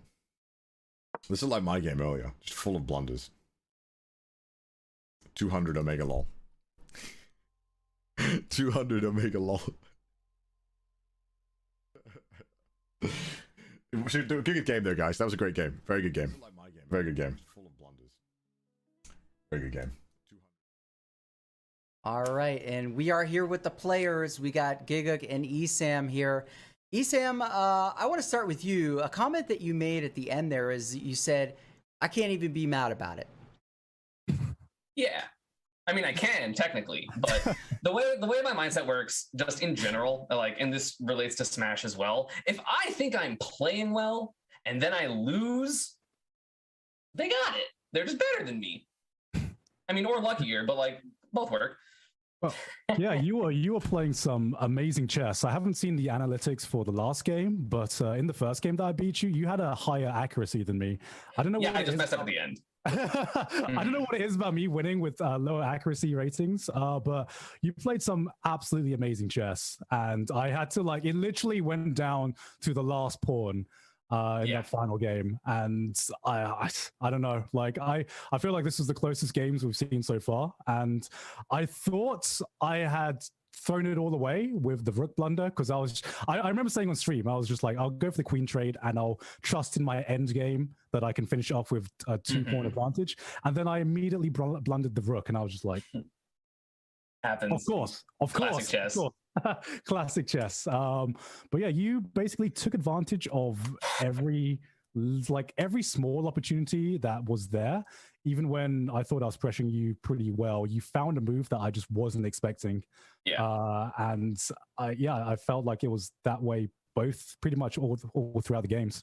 I agree. Basically the same thing. Like, it felt like your pressure on my castled kings was always immaculate, and I was like, okay, if I have 1 second to do anything, I'll be fine. And then in game 2, I had that second, and I had that, well, technically you just messed up at the very beginning with the or no, that was game 3 when I got the 4. So yeah, game 2, I was able to get a little bit of momentum because I just had a little bit more time, and I was able to just have a sure enough defense. And that dude, that was so stressful though. Chess is so stressful. That was definitely the most stressful I've been playing chess, probably ever. This outdid my games against Connor, because I feel like with Connor it was way more like back and forth. This one, it was like, if I make one wrong move, I feel like you could have gotten back into the game, and I feel like every move needed to be perfect. And I feel like for the most part we made the best moves, and then there was like one small blunders here and there, and then we both took advantage of that immediately. So it was incredible. It was fun. JT, I think, think side note, big fan, by the way. You're the main AnyTuber I watch. Oh, thank you very much, man. Had no idea. Thank you very much. JT, I would say that you would agree with the assessment that that these games were all just one move away for either player. Yeah, there were many times during the broadcast and when I was commentating where I was like, they have to find the only move here. You have to find the one move that either wins or maintains your position. And that happened many times during the broadcast, during this match here. And it was insane for you to always find these only moves. Like, it was the only moves to the only moves. And in the last game, the only move was, Queen C6, or else you lost. It was just insane. And I'm just happy to just witness good chess in this tournament. I'm very surprised. Both of you played extremely well. You should both be extremely proud of how you played. I want to ask, what was your Esam? Sorry, what was your thought going into this game? Like, seeing Garnt's games or Gigguk's games, what did you think about his play style, and what did you think about your strategy coming into this match? Gonna be honest, I just figured if I play my best, I should win. So I didn't worry about it, because I play a system when I play black. So I'm just gonna do my opening regardless. It doesn't matter what anyone does, really. And then I was like, okay, I'll just play well. Let's just play well. And then the one or the two mistakes that I made each game that I lost literally were the loss. Like, I analyzed all three, but game 2 a little less so. But like game 1, it was like, oh, if I just brought that rook to f8, because like I talked about it on my stream, I was like, if I just move the rook, then my offense gets better. But I'm scared. I'm just going to move my queen now. And then that not doing that allowed Gigguk to get his offense and then mate. And game 3, I looked and I was just like, oh man, if I just moved my king the different direction, I won. Because I was +9 or -9 technically, because I was black. So that like one mistake or those 2 mistakes was just everything. And happens. I'm 1100 rated. Shit happens. And for Gigguk, I have a question for you. What made you change from d4 to e4 in your third game? Because you played d4 first and you played like a London-esque system. And then you were like, actually, I'm going to play e4 now. What happened there? honestly, I don't know. I kind of wanted to mix things up because I feel like I've been playing like the same opening moves every time, and I had a feeling that Esam had like maybe not prepared, but had seen this so many times. So I'm very much a chess player who plays via feeling. So I just felt that it was right to do something different and maybe have a different approach to this game. That was basically like my overall mentality to it. It wasn't like so much of like a micro sense. It was more of just I feel like this game I should play maybe a little bit differently and see if any openings come of it from his side. So you're basically a genius. No, I'm not a genius. I did notice that immediately because I was like, oh, he has e4 this time. That's going to make different like rook or like bishop queen, because I think the pawn that he put on e5 actually protected me from a lot of bishop pressure game one. And I was like, okay, that's going to be different, which ended up being fine because that's not what determined the game. But it was like, damn, that's really, it was just well played.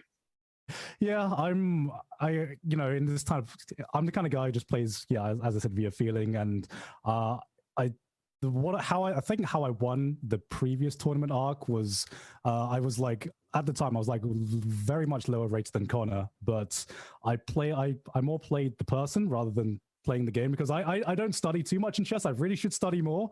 But in a tournament setting, you gotta keep the opponents in mind. So that's, you're not playing against a computer, you're playing against a human opponent. So I always keep that in mind when I'm playing, especially in the tournament setting.